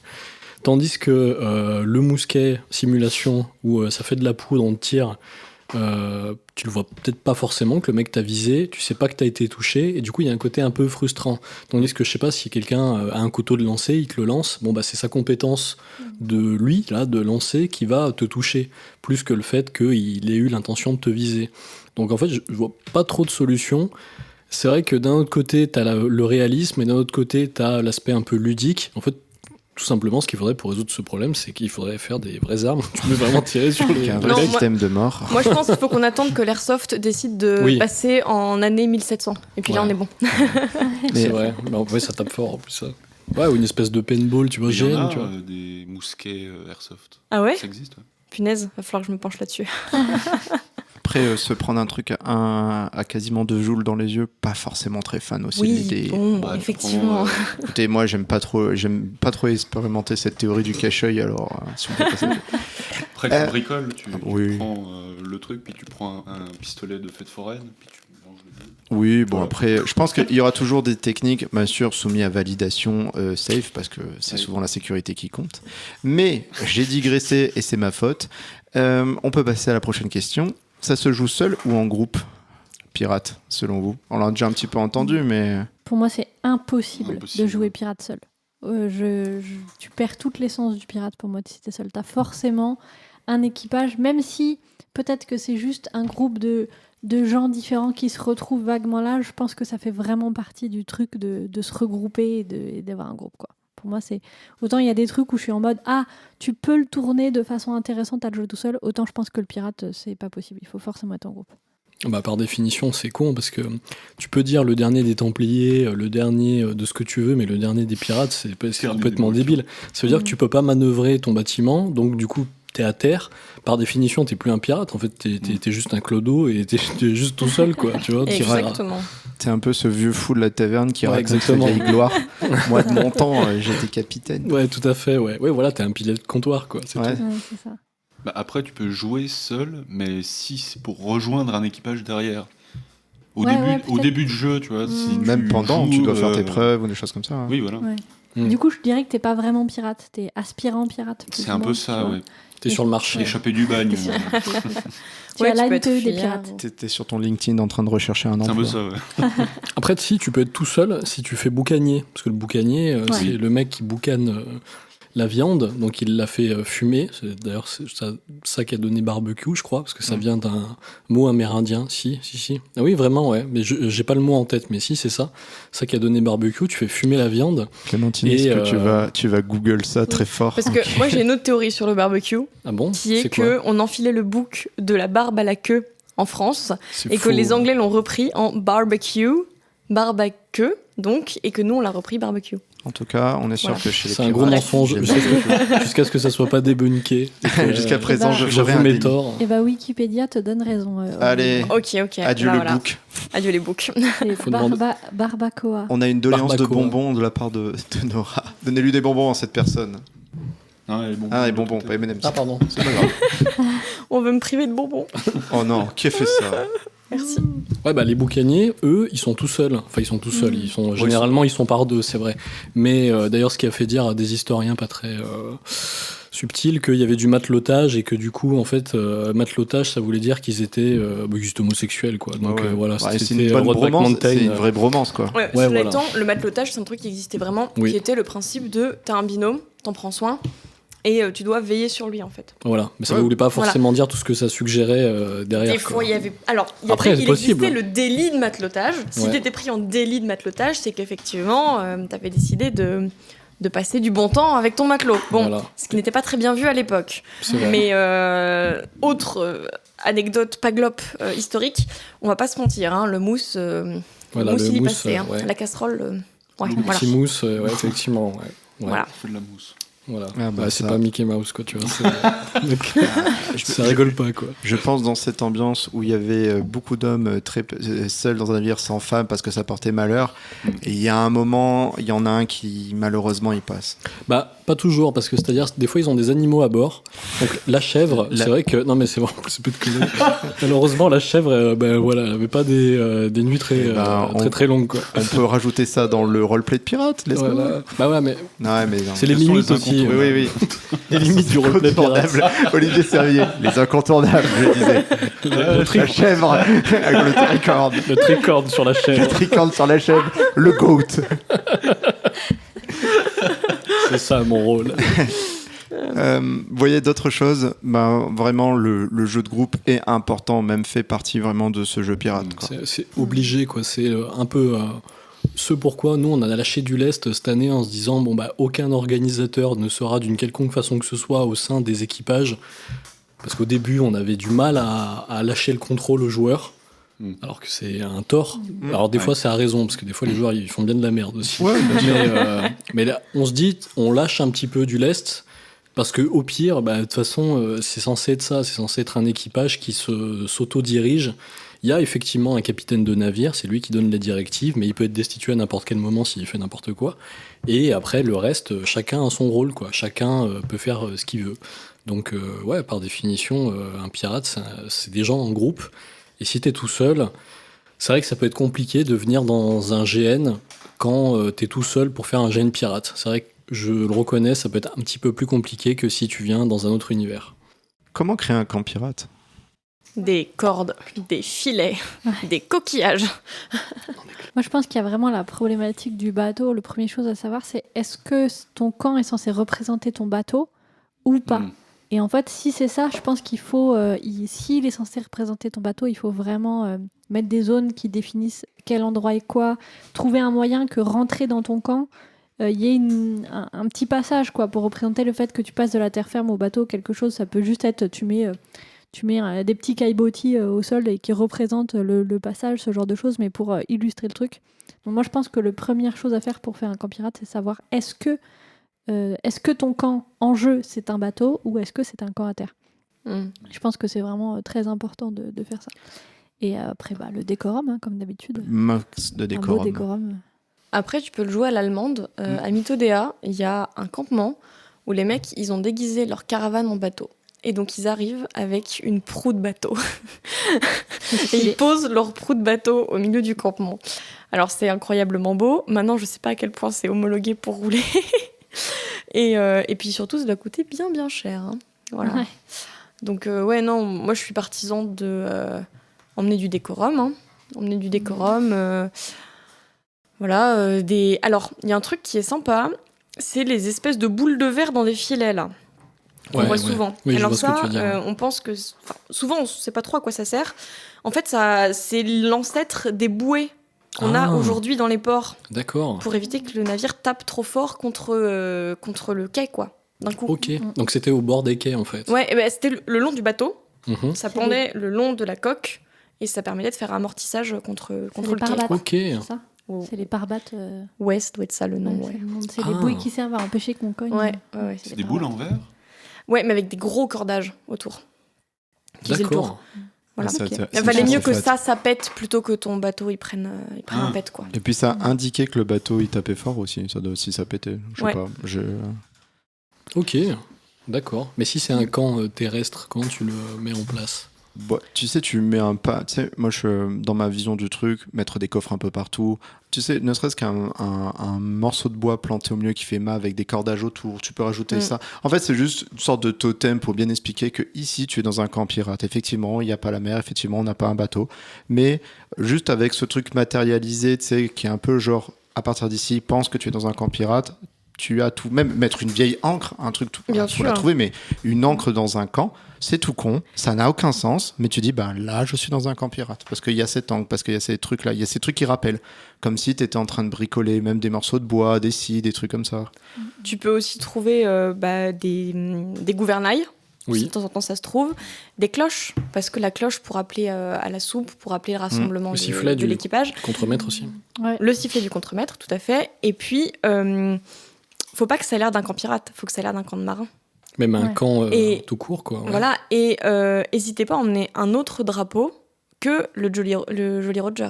Prenez un drapeau, genre un drapeau bullshit, un drapeau marchand, pour afficher les couleurs des marchands. Oui, et puis, tout simplement, ouais. Puis ça vous fait un bon alibi, une belle couverture, quoi. Alors, tu as des endroits où tu pouvais, par exemple à Nassau, qui était en fait complètement un repère de pirates. Tu pouvais t'afficher avec ton pavillon sur la plage. Parce que c'était admis que de toute Voilà. façon, on était tous dans le même panier. Exactement. Après, nous, on a fait cette connerie-là l'année dernière. Mais après, plus ou moins, on s'était dit c'est un repère de pirates. Cette année, on ne le refera plus, je pense. D'ailleurs, je pense certainement on fera une espèce de document, ordonnance pour dire si la marine aperçoit un drapeau noir, vous allez voir, ça va vous chauffer pour vous. Mais en fait, il n'y a pas beaucoup de documentation sur ce que c'était un camp pirate. Après, comme tu le dis, c'était un camp de marins, quoi. Ouais. Mais des fois, les mecs, ils restaient pour pas très longtemps ou des fois pour très très longtemps. Est-ce qu'ils avaient des tentes ? Oui et non. C'est-à-dire que ils n'avaient pas des tentes à bord parce que ça prenait de la place. J'imagine à chaque fois s'il y avait un mec qui venait avec sa tente ou deux tentes ou une tente pour deux, il fallait qu'il le mette quelque part. Sur le bateau, ça prend de la place. Est-ce qu'il utilise les voiles qui sont stockées à l'endroit où on stocke les voiles ? Oui et non, parce que ils vont pas utiliser des voiles neuves pour faire des tentes. Surtout que ça s'utilise pour réparer justement les voiles en cas d'avarie. Donc, qu'est-ce qu'ils faisaient ? En fait, simplement, ils prenaient ce qu'il y avait sur place. Hein. S'ils s'arrêtaient sur les côtes, ils prenaient ce qu'il y avait. Ils faisaient ça avec des palmiers, ils faisaient ça avec des branches, ils faisaient ça. Et ça ressemble, en fait, au final, ça ressemble à pas grand-chose. Hein. Ouais, mais c'est ce qui donne son identité. Moi, je trouve que le côté un peu bordélique et de fait de briques et de broc, rien ne t'empêche d'avoir tout un avant de ton camp briques et broc, tes tentes un peu confort derrière, et juste avoir cette esthétique-là. Je pense que ça fasse vraiment... On sait, comme tu l'as très bien dit, hein, on est là, on sait pas pour combien de temps, on fait avec les mains du bord, mais à tout moment, on se casse. Quoi. Oui, C'est- même les hamacs. C'est ce que j'allais dire. Voilà. Ouais, Pensez c'est au bien. hamac. Ouais, ils pouvaient enlever leur hamac parce que ça leur appartenait, oui. Ils pouvaient l'enlever et puis aller le mettre entre deux arbres sur les côtes et ça leur faisait leur petit coin tranquille, quoi. Donc c'était le truc à peu près confortable, quoi. Et le hamac, c'est aussi un élément de roleplay. Parce que quand t'as un perso qui meurt, tu décroches le hamac, tu l'enroules dans le hamac et tu vas le balancer à la baille avec un boulet de canon. Alors du coup, RP parlant... Ce que tu le fais pour de vrai. mais voilà, ça peut, je pense, donner de beaux rituels d'enrouler le gars dans son hamac, coudre le hamac à gros points avec, tu vois, avec une ficelle, et puis après tu le portes dans un coin qui est supposé être la mer. Et puis voilà, quoi, ça fait un bel enterrement de perso. Tu le mets dans les temps pour nous. Après, il y a un gars qui doit aller le chercher parce que c'est le hamac de Corentin. Au fait, tu peux retenir ton souffle combien de temps? Putain, il respire quand même très longtemps, Corentin. Là. Il est très bon. Que du coup, si t'as un hamac et que t'as du matos de plongée, tu peux planquer le matos de plongée dans le hamac et ça peut faire un truc hyper immersif. Ouais, Clémentine, Ah oui, mais alors là- ça va être tellement problématique. Le On va GN, devoir s'expliquer à la gendarmerie. Le GN danger. Et c'est bien que moi, j'adore faire les trucs vraiment, vraiment. Moi, s'il y a un mur à faire en GN, je construis le mur vraiment, vraiment pour qu'on détruise le mur vraiment, vraiment. Donc, moi, je trouverais ça extrêmement cool de faire ce genre de choses. On m'a dit, faut ramener un mur en tonneau, et j'ai ramené un mur. Oui, le tonneau aussi. Le tonneau Ouais, ça marche très fait ça. bien. Est-ce que vous avez d'autres choses pour créer un camp pirate, à part noyer les joueurs après la Non, mort mais les tonneaux, c'est pas une mauvaise idée, hein, clairement. Ouais. Les tonneaux qui traînent. Ouais. Du cordage, de la toile. Plus les barils que les tonneaux, parce que Et puis pour bon, la logistique, c'est pas fou. Et puis après, je pense qu'il y a une ambiance Bon. qu'il faut qu'il y ait dans le camp d'un peu, voilà, d'une vie justement, de gens un peu bons vivants quand même, quoi. Ouais. C'est vrai qu'on a souvent cette image des camps pirates où ça chante, ça boit, etc. Alors, je suis assez d'accord avec ce qui était dit tout à l'heure de pas forcément boire, ou en tout cas pas à l'excès. Ouais, mais que c'est En la bonne vrai. ambiance. Ça a l'air Mais d'être par contre, l'ambiance. qu'il y a une bonne ambiance, moi je trouve que c'est Ça assez peut. chouette à avoir Ouais. sur un camp. Surtout si tu joues le fait que t'es... Enfin, comment dire, surtout si t'es pas vraiment en mer à ce moment-là, quoi, que t'es à terre, il y a vraiment ce côté... Voilà, moi je dirais ça. Ok. Faites-vous des livres de chants pirates, c'est le bien. Oui, c'est trop bien. Bah écoutez, faites. En tant qu'orga sur un GN, comment intégrer et gérer un groupe de pirates? Peut-être ne pas les intégrer. Allez, c'est tout. C'était Non, tout pour moi je dis l'inverse, ne Ah. pas intégrer les autres joueurs. Genre faire un GN 100% pirate. Un GN où en fait, en tout cas à mon sens, le truc le plus réaliste, ce serait de faire un huis clos. Parce que c'est ça en fait un bateau avec des pirates dessus. C'est un huis clos. Et du coup, tu peux faire une murder vraiment intense en reprenant les rôles de chacun, en mettant des intrigues complexes entre les personnages, en mettant en place une pièce avec de la bouffe où tu peux aller voler de la bouffe, mais si tu le fais choper, bah forcément il y a des conséquences, etc., etc. Moi, je pense qu'il y a plein en fait de situations où on peut reprendre des scénarios crédibles où il n'y a quasiment que des pirates. Voilà. Et comme ça, tu t'évites la partie de mais qu'est-ce que le mec se revendiquant pirate fait au milieu d'un marché ouvert à tous? Ça n'a aucun sens. Voilà. Moi, je dirais que en fonction de ce que tu as mis dans ta note d'intention, parce que tu peux aussi avoir précisé autre chose dans ta note d'intention, mais si tu n'as rien précisé, il faut penser que les joueurs qui vont venir jouer pirate, ils s'attendent à un jeu autour du rapport à la liberté et de l'aventure. Et du coup, je pense que c'est important de prendre ça en compte si tu ne précises rien d'autre. Tu peux tout à fait faire autre chose, mais c'est peut-être pas ce à quoi les gens vont s'attendre. Donc ça me semble important de prendre ça en compte. Et sinon, ce qu'on a dit tout à l'heure, de dire que les pirates sont pas forcément à découvert, etc., ça peut être intéressant à le mettre en place d'une façon ou d'une autre, quoi. Je dirais ce genre de truc. Après, pour ce qui est de la gestion du groupe en lui-même, je pense que ça se gère comme n'importe quel autre groupe, quoi. Eh ben, il est temps de passer à notre troisième partie, l'expérience personnelle. Quel impact le jeu de pirate a eu sur votre expérience de GNiste? Mon expérience de pirate. Alors en fait, moi l'année dernière, c'était un peu compliqué parce que comme je vous l'ai dit, j'étais orga et en même temps personnage, alors Ouais. du coup je courais de partout, donc C'est j'étais un à la gros fois challenge, effectivement. dedans et à la fois pas dedans. Ouais. Donc pour ça que j'ai bon espoir que cette année ça reparte sur de bonnes rails. Mais oui, en fait, t'as cette espèce d'aspect liberté. J'ai joué d'autres personnages aussi, et là je me suis bien plus éclaté parce qu'il y a un aspect qu'on n'a pas trop abordé, c'est le côté est-ce que oui ou non tu fais entrer du fantastique dans ton univers? Est-ce que tu fais bien sûr, rentrer ces clairement. légendes? Est-ce que tu fais rentrer ces choses-là ou pas? Nous on fait le choix de le faire parce que c'est cool. C'est très cool, hein, un peu de ouais. magie, un peu de choses comme ça. Et en plus de ça, ça participe à l'imaginaire du pirate, hein, tout ça, le hollandais volant, le kraken, tout ce que tu veux. Donc oui, ça en fait partie. Et puis en plus de ça, ça nous permet un peu de nous dédouaner de l'aspect historique. Tu vois, on se dit, nous, dans notre univers, on dit plus ou moins que le kraken, il existe, donc foutez-nous la paix si jamais nos camps, ils sont pas forcément reconstitués, quoi. Et en même temps, ça permet aussi de se dégager des moments vraiment très sympas. en termes de référence, on aurait pu aussi aborder Sea of Thieves, qui participe aussi à l'imaginaire autour de la piraterie, autour de ces légendes. Qui est une idée très cool, vraiment une direction artistique très chouette. Voilà, tout à fait, pas comme Skull and Bones. Donc, et en plus de ça, qui est de la merde, voilà, vous m'entendez ? Pour l'anecdote, j'ai jamais eu le mal de mer sur un bateau. En revanche, je ne peux pas jouer à Sea of Thieves, ça me rend malade. C'est vrai ? Oui. Par contre, c'est ridicule. c'est vrai que ça reproduit un peu ce truc-là. Et pour terminer, donc, j'ai joué un fantôme pendant le GN, un fantôme qui avait des histoires de marins à raconter, hein, pas des histoires de pirates, des histoires de marins. Et c'est là que les joueurs écoutent quand tu leur racontes vraiment quelque chose d'assez prenant. Mais après, ils écoutaient parce qu'ils étaient otages, ils n'avaient pas le choix d'écouter. Je leur donnais la réponse à une quête, donc ils n'avaient pas le choix de fermer leur claque-merde et écouter ce que j'avais à leur dire. Donc en plus, c'est super parce que ça permet de raconter des légendes autour de la piraterie, autour de ça. Et c'est à ce moment-là que je me suis senti vraiment dedans, quoi. Pas vraiment dans la piraterie, mais dans l'aspect marin, quoi, vieux loup de mer. Plutôt que dans mon rôle de capitaine pirate. C'est paradoxal quand même. Ok. Clémentine ? Moi, ça a été...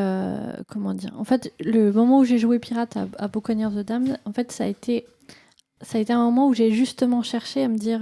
où j'ai, pour la première fois, conscientisé le fait que je voulais pas reproduire les clichés esthétiques de l'univers dans lequel j'allais, parce qu'en fait, avant, à chaque fois, j'avais pas eu à me poser cette question-là.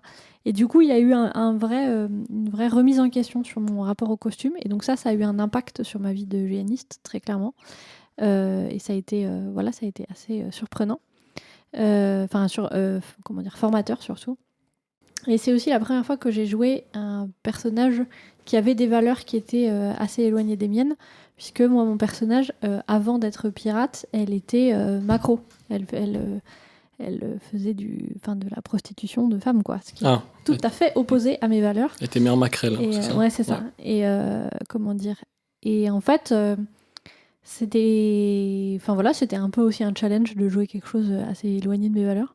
Et en fait, je me suis rendu compte aussi que du coup, j'arrivais à y trouver de l'empathie dans un personnage comme ça, etc. Donc voilà, ça a été un moment de remise en question, je pense, quand je me suis mis un peu à jouer pirate. Après, le côté marin, de manière générale, ça a vraiment nourri toutes mes premières années de GN. Donc ça, c'est aussi, pour moi, tout ce qui m'a un peu mis dans le GN, quoi. Justement, les chants dont on parlait, tout ça, parce que j'en ai pas trop parlé, mais en fait, moi, en dehors, genre dans mon enfance, etc., j'ai beaucoup fait du bateau avec mes parents, et donc c'était cool de pouvoir retrouver ce lien un petit peu avec la mer que j'aime bien dans le GN, quoi. Voilà. Bah écoutez, moi, c'est vraiment avec ça que j'ai commencé le GN. Du coup, forcément, c'est très important, parce que sans ça, je serais peut-être pas ici, tout simplement. Assise ici, hein. Rien de dark. Et du coup, ce qui est assez paradoxal, c'est qu'en même temps, c'est ce qui m'a fait comprendre que je ne voulais pas jouer pirate. En tout cas, pas dans les jeux qui étaient proposés actuellement. Voilà. Et du coup, ça me donne très envie d'en écrire un GN pirate de la façon qui, moi, me conviendrait, me plairait. Mais du coup, forcément, quand t'es orga, tu peux pas le jouer, ton jeu. Et du coup, c'est très difficile de se décider à le lancer. Bah si, voilà. Tu peux, hein. On en est la preuve. Ouais. Alors, après, mais il y a des sacrifices. Voilà, c'est ça. Sacrifice physique, ouais. Ouais, au prix de ta santé, quoi. Et la charge mentale de tout gérer, à la fois être orga et en plus un personnage qui, à mon avis, n'est pas un personnage... il peut pas être très profond à cause de la charge de travail. Des fois, t'as des personnages qui sont piliers et forcément, tu dis, il y a que toi qui as la vision de ça. Et en fait, c'est très dur et très difficile à doser. Et ceux qui font ça, souvent, c'est quelque chose qui va coûter vraiment. Sachant que tu vas perdre des plumes, quoi, parce que tu peux pas être sur tous les fronts, quoi. Et puis c'est compliqué aussi de s'effacer suffisamment du jeu pour laisser la place aux joueurs. Il y a aussi ça, il faut avoir du recul. Non, c'est pas quelque chose de facile. Après, Nora, tu pourrais commencer avec quelque chose en petit comité aussi. Peut-être que ce serait déjà plus gérable si tu as envie d'avoir un rôle, en fait. Oui. Non, mais je parle pas forcément à nous, peut-être tout le monde va regarder. Qui est en train de faire sa pub, ce connard. J'ai cru que c'était une tentative de recrutement. Non, pas du tout, mais c'est pour toi. Si t'as envie d'en faire un, tu peux commencer par putain. Il est très bon. J'ai déjà une très très bon. Une expérience d'orga de petits événements. Mais pour le coup, le scénario pirate, en fait, il est déjà prêt. Je l'ai en tête. Pourquoi tu le fais pas alors ? Parce que ça implique d'avoir un équipage. Non, mais en plus, Bah déjà, au moins 90 joueurs pirates. Ouais. Oh putain, 90 quand même. Oui. 3 galions et une île aux Caraïbes, tendu. Non, T'es c'est mal pas budget. l'idée. L'idée, c'est plutôt de prendre un manoir avec un mur d'enceinte. D'accord. Ah oui. Voilà. Merde. Ouais. En fait. Et Laurent Wauquiez non, veut pas financer, alors. Je vais pas vous spoiler le scénario du Bah coup, non. mais ça et. Après, c'est qu'entre nous, personne n'écoutera. C'est vrai. Ça ne sortira pas de cette Et puis piste. avoir aussi 50 joueurs, peut-être pas 50, c'est peut-être beaucoup quand même, mais au moins 25 joueurs qui soient pas pirates. Voilà. En plus des 80 Ouais, 90, ouais. En plus des 90 Ouais. Non, mais le scénario Ça est dépasse prêt et l'entendement. c'est Ça franchement. dépasse l'entendement, c'est clair. Non, mais du coup, ça Ouais. explique pourquoi c'est pas du tout facile à organiser. Bah ouais. ton Bah ouais, c'est pour ça que Moi, je comprends mieux, là. je prends le temps. Je le fais pas tout de suite, T'as raison. mais voilà. Moi, je peux parler de mes expériences de pirate, parce que j'en ai eu quelques-unes. Et en fait, Tu as fait ça, tu Bah. as trahi l'ordre de l'anti-tricorne. je resterai toujours en tricorne forever. Cependant, il y a bien un truc que j'ai apprécié, c'est dans ce jeu pirate que j'ai fait, qui a mené au final à une réflexion sur ce qui est de maintenant la Brigade du Sud, c'est cette liberté quand même à créer un certain zbeul et une certaine animosité. Tous ces trucs-là, en fait, quand je les ai testés, c'était à Avatar en Belgique. C'était vraiment... tu pouvais tout faire. T'étais dans tous les mauvais coups. Il n'y avait rien qui allait. Et à chaque fois qu'il y avait une merde, sachant, t'avais toujours l'officier qui tournait la tête et qui te voyait toi dans cette merde. Et t'es là, tu l'as faisais. Et j'ai vraiment aimé ce côté dans tous les mauvais coups. Tu vois, vraiment, je partais dans une taverne, je faisais quelque chose, ça sentait vraiment le coup fourré. J'étais dans ce coup fourré-là parce que c'était vraiment trop cool. Et t'étais toujours dans des situations très grotesque à chaque fois, de plus en plus. Je me suis retrouvé dans vraiment des trucs en disant si je meurs, c'était bien mérité, quoi. Et au final, j'ai réussi à m'échapper en courant. Oui. Mais c'était quoi ce jeu dont tu parles? Avatar, c'était ok. l'équivalent d'un. C'était le c'est le Maslarp côté belge. Et en fait, c'est un monde onirique. Alors peut-être ça a évolué, mais j'ai plus de nouvelles d'Avatar, où tu peux incarner ce que tu veux. Donc ça peut être très très large. Et c'était là où on avait choisi cette marine du Lotus Noir qui ressemblait à du pirate, qui avait un peu ce look des pirates, mais on n'était clairement pas des pirates, attention. Et c'était assez cool parce que forcément c'est facile d'approche en termes de costume, t'arrives avec ton équipement, et vu que c'est un monde avec plein de choses, beaucoup de trames, des choses comme ça, et que tu n'as pas forcément toutes ces notions de trame, le fait d'être ce genre d'archétype, ouais, et tu t'attrapes à la première corde et tu pars avec, quoi. Et tu regardes et tu pars de corde en corde. Et c'est là où j'ai peut-être l'expérience de jeu le plus cool, parce qu'on s'est pris une tempête niveau 3. Et là où les gens se réfugiaient en dessous de la tonnelle, nous, on tenait les amarres. Donc on a vécu notre scène où on était vraiment dehors à tenir notre camp, mais au mieux de le tenir en mode oh là là, il faut tenir. Nous, t'avais le capitaine qui était là en train tenez la corde, allez, un homme à la mer. Oh, et il y en a un qui se sacrifiait, il se jetait dans l'eau. Et oh non, il est perdu. Oh, il est mort. Hein. Mais non, c'est lui une corde quand même. Oh, ouais, ça va. C'est le cauchemar des orgas. Ouais, on est en vigilance orange, faut faire évacuer. Non, mais en gros, t'avais Ne quittez pas le navire. Et t'avais vraiment les gens à côté qui nous regardaient, c'est en train de tenir la tonnelle en mode le fun n'est pas là. Et nous, on était là avec notre capitaine, notre commodore, qui s'est allumé sa cigarette. C'est une belle journée pour mourir. Presque il pouvait en faire le yahoo. Il a fait un yahoo. Allez, un deuxième homme à la mer. Oh, mais non. Donc c'était assez cool. Le résultat, on a trouvé ça a été sympa. Et c'est vraiment le côté un peu pirate, ce côté un peu l'audace, et ce que j'ai beaucoup aimé à ce moment-là. Mais après un bon moment, il faut arrêter les tricornes. Tu vois que t'aimes bien. En fait, c'est les gens tricornes que t'aimes pas. C'est tout. C'est tout. Et d'autres choses, on n'a pas le temps pour en parler. Tu parlais de mettre le sbeul à la taverne. Ça me fait repenser un truc que j'ai oublié de dire sur les ressources de roleplay. Les gars, apprenez à jouer au dés. Apprenez à jouer aux cartes. Apprenez à tricher aux dés. Apprenez à tricher aux cartes. Et parier. Et même, allez-y avec les copains et mettez-vous d'accord à l'avance sur le fait que ça va partir en baston. Et là, ça crée de la vie dans la taverne et tout, et c'est super chouette. Et je pense que c'est aussi ok de ne pas tenir à sa parole et d'avoir des créances et des ardoises. Mais tellement. Mais tellement. Plus t'as d'emmerdes en tant que pirate, plus ton jeu est cool. Ouais. Alors attention, certains pirates interdisaient le jeu à bord. Justement pour éviter ce genre de choses. Oui, mais nous sommes à terre, n'est-ce pas? Mais on est à la table. Est-ce qu'il y a un élément de costume, de décor ou encore de scène de jeu spécifique lié aux pirates où vous rêveriez d'avoir vivre. À part le bateau. Tout le monde allait dire Tout le monde allait dire le bateau, mais je vous voyais Ouais. tous avec le bateau. Ouais. Si, moi je crois que du coup, si c'est pas le bateau entier, au moins un mât Demi-bateau. avec une voile. D'accord. Mais vraiment qu'on puisse grimper au hunier et déployer la voile, quoi. Ça, ce serait incroyable. Après, en termes de sécurité, il y a des gens qui trouveraient ça risqué. Personnellement, je suis de l'avis de si on prend pas de risque, on ne vit rien. Donc, je suis prête. Bon, après, voilà, je fais du béour, mais passons. Oui. Non, moi, un canon, une bouche à feu, si tu peux en avoir une, je sais que dans des reconstites ou des fois dans des médiévales, tu vois toujours une compagnie avec sa bouche à feu qui le met. Bon, bah, il n'y a rien dedans, quoi, tu vois, mais ça fait une grosse détonation, pas mal de fumée, et putain, ça impressionne. Si on pouvait avoir ça, ouais, je serais content. Avec des gros booms. Ouais, tout le matin, là, à 6h, je réveillerais tout le monde. Oh, bah, ça marche toujours très très bien. C'est la meilleure façon de rentrer en guerre avec tous les campements alentours. Ouais. Moi, je pense une vraie scène de pendaison de Quoi pirates sombres. Moi, j'aime bien les trucs oui. glauques et dark. Ah ouais, mais Donc, alors ouais, Clémentine, vous avez pas le Clémentine Corps, mais c'est souvent très sombre. Oh là là. Moi, je vraie pense que scène, j'aimerais beaucoup. en plus. Enfin, oui, non, mais on peut en parler gens vraiment. La mais technique faire du la- cintre qui marche une fois sur deux.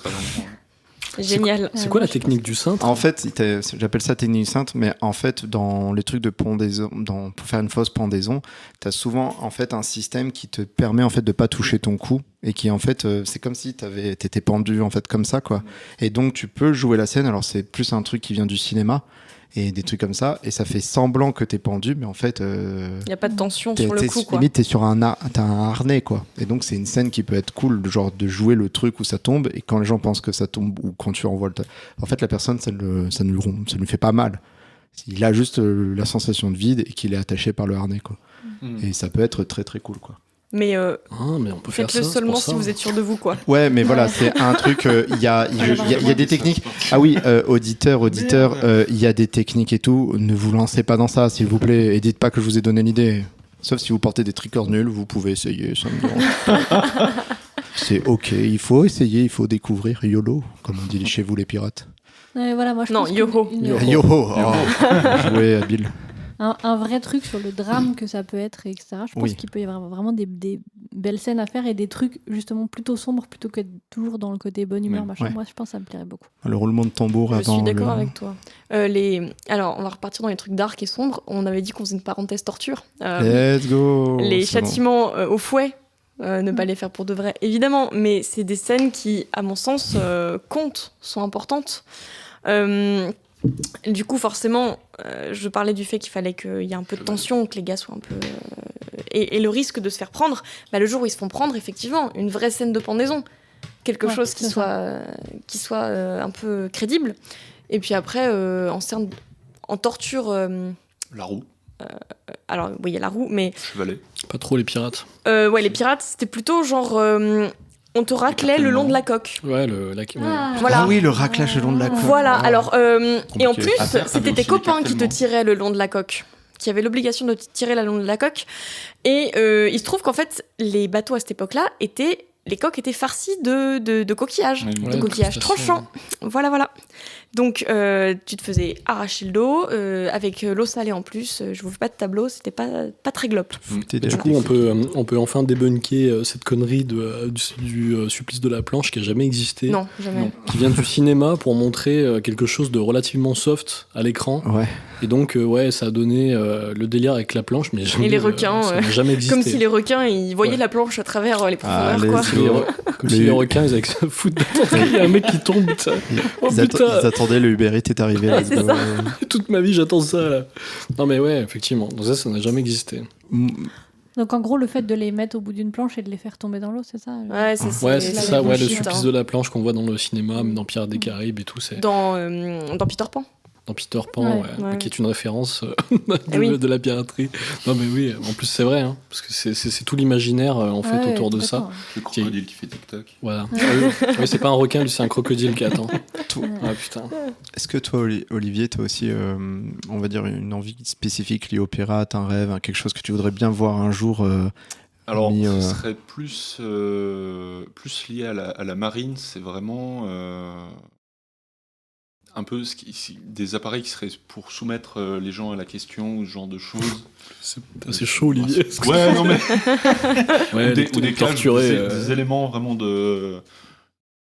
Tu sais, les cages suspendues. Ouais, ces trucs-là. Pour mettre un peu la pression. Voilà, c'est ça. Ouais. Tu peux mettre aussi à l'entrée de tes camps une cage suspendue avec un squelette à l'intérieur. En tout, tu marques pirate ou un vrai mec. Ou comme ça, tu vois. Ou un vrai gars. En vrai, Ouais, ou un c'est PNJ. ça, un mec PNJ, ça attend peut être et- calme. Après, si le système est safe, pourquoi pas un PNJ Ouais, de temps en temps qui est là-dedans. Et Tu que fais une tout d'un paf coup- exprès. Tu Non, fais mais- Elle est un moins chère que forfait. les autres, trop bien. Forfait prisonnier, 10 €. Même pas, c'est toi qui payes le pour mec. toi, pour c'est dire. gratuit. Non, par contre, premier Sinon, degré, des tu mets... chariots, ça aussi, Ouais. je trouverais ça Oui. vraiment classe sur des GN. Mais, Mais niveau logistique, c'est un enfer. Mais Et je pense premier- que tu pourrais même faire ça, puis tu prends un mannequin qui a le même costume que la personne, et quand il a besoin de descendre pour aller bouffer, machin, se reposer, bah tu dis que la personne dort, quoi. Et après, quand elle revient, elle rejoue réveillée. Et Je pense que tu sinon, peux faire un truc comme Ça, c'est génial. Tu mets Je vais un le vrai faire gars. Tu mets un vrai gars et la mission, c'est d'aller le secourir. Ouais, il y a aussi Ouais, ça. voilà. Si t'as personne du GN qui veut le secourir, le mec, c'est 4 jours, il est enfermé. Ouais, il faut écrire ça un peu bien, que les gars se Oui, disent, c'est bon, important après. quand même. Est-ce que tu vois la scène dans... Vous voyez la scène dans Willow, Oui. quand il y a Mad Martigan qui Oui. est dans le truc et tout, C'est ça. c'est ça. Je pensais à ça. Le mec, tout le monde va se barrer, ils vont replier les tentes et tout, ils vont se barrer, et le Mais mec il va rester là. revenez. Mais revenez.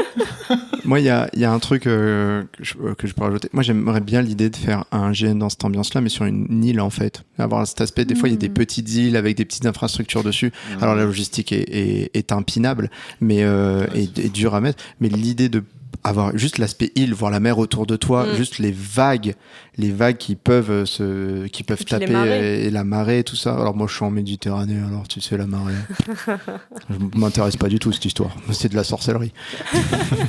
Donc voilà, moi, ce serait plus ça qui me ferait. Ok, parce que autant le bateau, je pourrais trouver ça très cool, mais j'aime bien l'idée de la côte en fait, et vraiment le bruit, même ces foutus goélands là qui piaillent pour rien. C'est le seul moment où je pourrais dire ok, vous pouvez parler. Ouais, moi je pense que le bateau c'est vraiment le dernier truc. C'est-à-dire que si t'as Ouais. un budget illimité, Ouais. pas de souci. Mais en vrai, si t'as un gros bateau, que ça te fait bien chier pour l'amener, ou même si t'as un terrain qui est sur place, qui bouge pas, ok. Mais que t'as une grosse structure comme ça, putain, mais t'as intérêt à envoyer de l'autre côté pour pas mal d'aspects, parce que sinon ça va être ridicule, quoi. Il y a une mention honorable que on n'a pas je n'avais pas cité dans les décors, mais il y a sur c'était la chaumière des bouts du rêve, donc c'était une infrastructure de Kando. En fait, ils avaient fait tout l'intérieur d'une vieille ferme en cale de navire, Ouais, j'y avec étais là-bas. avec les appartements et tout, et en Ah ouais. gros t'as tout le corps de ferme, tout l'intérieur, tu rentres, c'est une cale de navire. Alors un peu imaginé avec en fonction de l'architecture de la ferme bien sûr, mais t'avais vraiment on va dire l'endroit où il y a le capitaine, il y avait des hamacs, il y avait des trucs comme ça, et pour avoir joué une fois dedans, eh ben c'était trop cool. Ça C'était créait assez vraiment immersif, hein. c'était hyper immersif, c'était ce huis clos. Ouais. Et je me souviens, je crois qu'il y avait même des enceintes où ils faisaient passer le bruit des vagues. le bruit de la cale, des trucs comme ça, quoi. C'est comme Les si grincements du c'est comme pont si et tu tout, jouais, mais comme si tu jouais dans Pirates des Caraïbes à Disney, quoi. C'est comme si tu étais à l'intérieur de ce truc-là. Et j'ai trouvé que c'était une très très bonne idée. Ça aussi, ça marche très bien dans un huis clos pirate. Est-ce qu'il y avait l'odeur de Javel et tout, là, de Pirates Non, des il n'y avait Caraïbes, pas cette odeur de javel typique de cette période pirate qu'on dit tant. le chlore, là. Ouais, le truc, qu'on peut rajouter sur le bateau, c'est ceux qui ont fait le GN. C'est Black Revenge, je crois, qui s'appelle le bateau Oui. qui se joue sur un bateau d'époque. Sur le standard, je Franchement, crois. Ouais, c'est ça, ouais, exactement. J'avais plus le nom, merci. Je pense que enfin voilà, ça c'est vraiment l'aboutissement, le truc de, d'immersion de fou, quoi. Oui. Je sais qu'il y en a un autre GN en Italie, je crois, qui fait aussi un GN là-dessus. Je pense que ouais, quand on peut avoir ça, c'est vraiment l'accomplissement utile. Ouais, c'est et j'avoue vrai. que du coup, même si je joue plus pirate depuis quelques temps, ce GN-là, il fait vraiment envie, quoi. Ah ouais, c'est Il donne clair. vraiment envie d'aller sur place, quoi. Dans l'imaginaire collectif, il y a souvent un rapport important à l'alcool chez le pirate. Est-ce que c'est une composante de votre jeu? Et si oui, comment le gérez-vous? On en avait déjà un peu parlé, je pense, au début. Hein. Ouais. Si vous voulez Si peut-être vous voulez rajouter quelque rajouter un chose, après c'est une question qu'on pourra... Comment on gère un équipage pirate? Comment vous gérez la Comment gérer l'alcool? Donc, comment vous gérez l'alcool, virgule, comment ok. vous gérez l'équipage, virgule, comment vous gérez les deux? Les mais deux après- sont étroitement liés. Je sais pas si on était en off quand on en a parlé, mais ouais, c'est déjà nous, On propose pas d'alcool fort, Mhm. donc on a une buvette, mais voilà, c'est pour du soft. Ouais. Et du coup, on a la Il y a les licence et bières tout. aussi. Enfin, on a la licence, pas tout le temps. Cette année, on était emmerdés, mais bon, c'est pas grave. Mais c'est déjà pour des raisons de sécurité. Il y a un point d'eau, le mec qui tombe complètement caillé. Je préfère que c'est parce qu'il se soit saoulé dans sa tente à lui, plutôt que nous, on lui ait proposé quelque chose et à cause de nous, il se retrouve dans une situation de danger. Ou de mort, ce qui est pire. Donc, finalement, on se dit, on va pas en proposer. Et par contre, qu'est-ce que tu fais de cette composante qui est que dans la tête de beaucoup de gens, les pirates, ça se saoule. Effectivement, ça boit du rhum. Après, il y a cette image Pirates des Caraïbes, le rhum.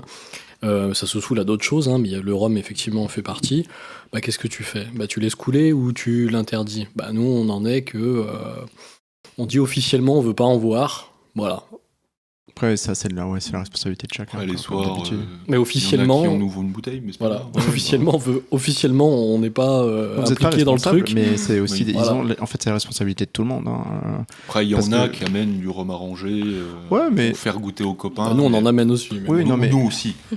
Mais tu sais, c'est le fameux truc, ça reste quand même la voie publique, tu ne peux pas chacun est responsable aussi, et la plupart des gens qui font du GN sont majeurs, donc en grande majorité, ou avec un tuteur, donc il y a la responsabilité de chacun. Oui, c'est aussi pour ça qu'on n'ouvre pas aux mineurs. Donc ça, pendant très longtemps, on nous l'a reproché, mais c'est un bordel pas possible. Bien sûr. Ouais. Pour tout ce qui est... parce qu'on vient de repérer un truc au-dessus. Le easter egg a été trouvé. Let's go. Ouais, mais ça, personne pourra l'avoir, ça. Bon, du coup, oui, effectivement, c'est de la responsabilité de chacun, mais aussi... c'est-à-dire que tu viens à un moment, si en fait, toi, nous on aime bien organiser des nocturnes et des events nocturnes, si t'arrives à un moment, ils sont tous caillés, c'est pas très intéressant, surtout que on sait que l'alcool désinhibe assez les comportements. T'en as, c'est ce que j'ai expliqué, les génistes, c'est pas tous tes potes, tu les connais pas tous, donc t'en as des fois, tu sais pas de quoi ils sont capables quand ils sont beurrés. Tout à fait. J'ai pas envie d'avoir de problème de mecs qui se battent ou quoi. On en a jamais eu pour l'instant. Vraiment, je touche du bois, on en a jamais eu de soucis à ce niveau-là, au niveau de l'alcool. On a eu d'autres emmerdes. D'ailleurs, Olivier va vous en parler. Mais on n'a jamais eu de problème au niveau de l'alcool, quoi. Donc, mais je touche du bois, c'est aussi parce qu'on est vigilant et qu'on fait attention à ça. Et que dès le départ, on dit, voilà, les gars, vous êtes des adultes, ok, vous êtes des pirates, mais vous n'êtes pas là pour vous mettre une murge, quoi. Surtout des fois quand il fait 35 degrés, tu vois. Ouais, c'est ça. Moi, je trouve que le thé glacé, ça marche très bien pour imiter des trucs genre rhum arrangé, pour avoir visuellement un truc, parce que je trouve que ça peut être intéressant d'avoir ce jeu-là. Et puis, comme disait Nora tout à l'heure, de jouer le fait d'être sous, mais quand même de garder ton contrôle pour pouvoir proposer un jeu intéressant. Après, je trouve que faire un jeu de quelqu'un de sous crédible, c'est difficile. Enfin, moi, personnellement, je trouve que c'est difficile de pas être... d'être juste, quoi. Donc je peux comprendre que ce soit pas évident, mais je pense qu'il vaut mieux quand même faire un jeu. On nous demande pas d'être des acteurs, de toute façon, donc de faire un jeu imparfait, mais du coup de rester dans le contrôle et de faire des imitations. Par contre, je trouve que c'est intéressant. Voilà. Des imitations, c'est-à-dire des imitations avec genre de l'ice-tea. Ah oui. Alors après, tu as aussi des alcools qui existent justement sans alcool. Comme c'est tu as vrai. de l'hydromel sans alcool. Tu as de la Ouais, c'est bière pas bête. sans alcool. C'est ce qu'on appelle de la merde. C'est nul. Mais c'est Entre guillemets, je suis c'est d'accord. vrai que ça Mais existe, au effectivement. final, tu peux te retrouver quand même avec des vrais trucs. Et puis, Ça, c'est vrai que pas Ouais, avoir c'est vrai. les inconvénients liés à l'alcool. Tu peux avoir le goût pour l'immersion, en C'est gros, c'est ça, ça. par Ouais, c'est pas exemple. bête. c'est vrai que c'est pas bête, c'est une idée qui est intéressante, effectivement. Ouais, j'avais jamais pensé Quel à ça. mais intérêt, c'est tu vrai peux que pas se bourrer la gueule. C'est zéro intérêt, ça. Après, si vraiment vous avez un problème avec le rhum, il reste encore le whisky. Voilà. Oui, après, si vous avez un problème avec l'alcool, soignez-vous aussi. Hein. Voilà, Ça marche aussi. C'est ça qu'on veut que vous Non, non, reteniez. mais- Si mais vous voilà, avez un problème plus- avec l'alcool, continuez jusqu'à ce que le problème soit réglé. C'est ça. Non, mais moi, je repense j'en ai déjà parlé à la fois où j'avais joué un personnage qui était surnommé la picole et qui buvait beaucoup. Est-ce Et que du vous coup, avez en fait, le storytelling du personnage? bah, Moi, c'est ça. je l'ai. Et en fait, j'en suis retrouvée à des fois à me forcer à me prendre des cuites parce que ce personnage, c'est ce qui Ah, était attendu de lui, ouais. tu vois. Et là, j'étais en mode ça, c'est non. Ça, là, c'est un non. Non, il faut pas le faire. Il Plus faut... jamais. Tu quoi. fais semblant. Tu Bah, c'est ça, bois j'aurais un dû faire truc semblant. Ouais. sans alcool, genre Ouais. de l'ice tea ou du machin. Et puis tu fais. Ouais, mais voilà. Ouais, maintenant. Mais c'est les. Ouais. Oh putain, comme tu fais bien. Même jouer les mecs bourrés, moi ça me cringe vraiment très très Bah, vite moi, aussi en GN. moi, j'ai un Donc là, comportement. tu vois. Moi, je me suis levé d'un coup. Un comportement avec l'alcool, si, comme on l'a déjà évoqué avant, et je le dirai toujours, si vous avez un comportement qui peut être problématique, et même si vous le jouez, n'hésitez pas à calibrer avec les gens, avec le voisinage. Vous dites juste, mon personnage est comme ça, tout va bien. Comme ça, nous, on est là en mode « Ah, il est sourd encore, quel margoulin !» Mais voilà, on sait que c'est du jeu et ce n'est pas un vrai comportement réel parce que forcément, si c'est un comportement réel, ça peut amener à nous sortir du jeu et c'est normal pour mettre un cadre de sécurité parce qu'on ne sait pas comment ça peut se faire.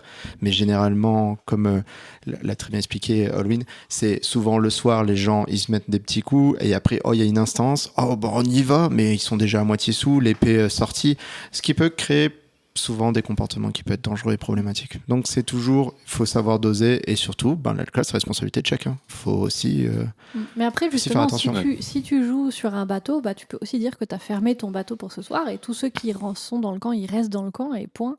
Et du coup, tu peux quand même avoir si ton plaisir c'est de te prendre une cuite, tu peux le faire et sans pour autant risquer d'être dangereux autour. Je pense que ça peut être aussi une autre solution.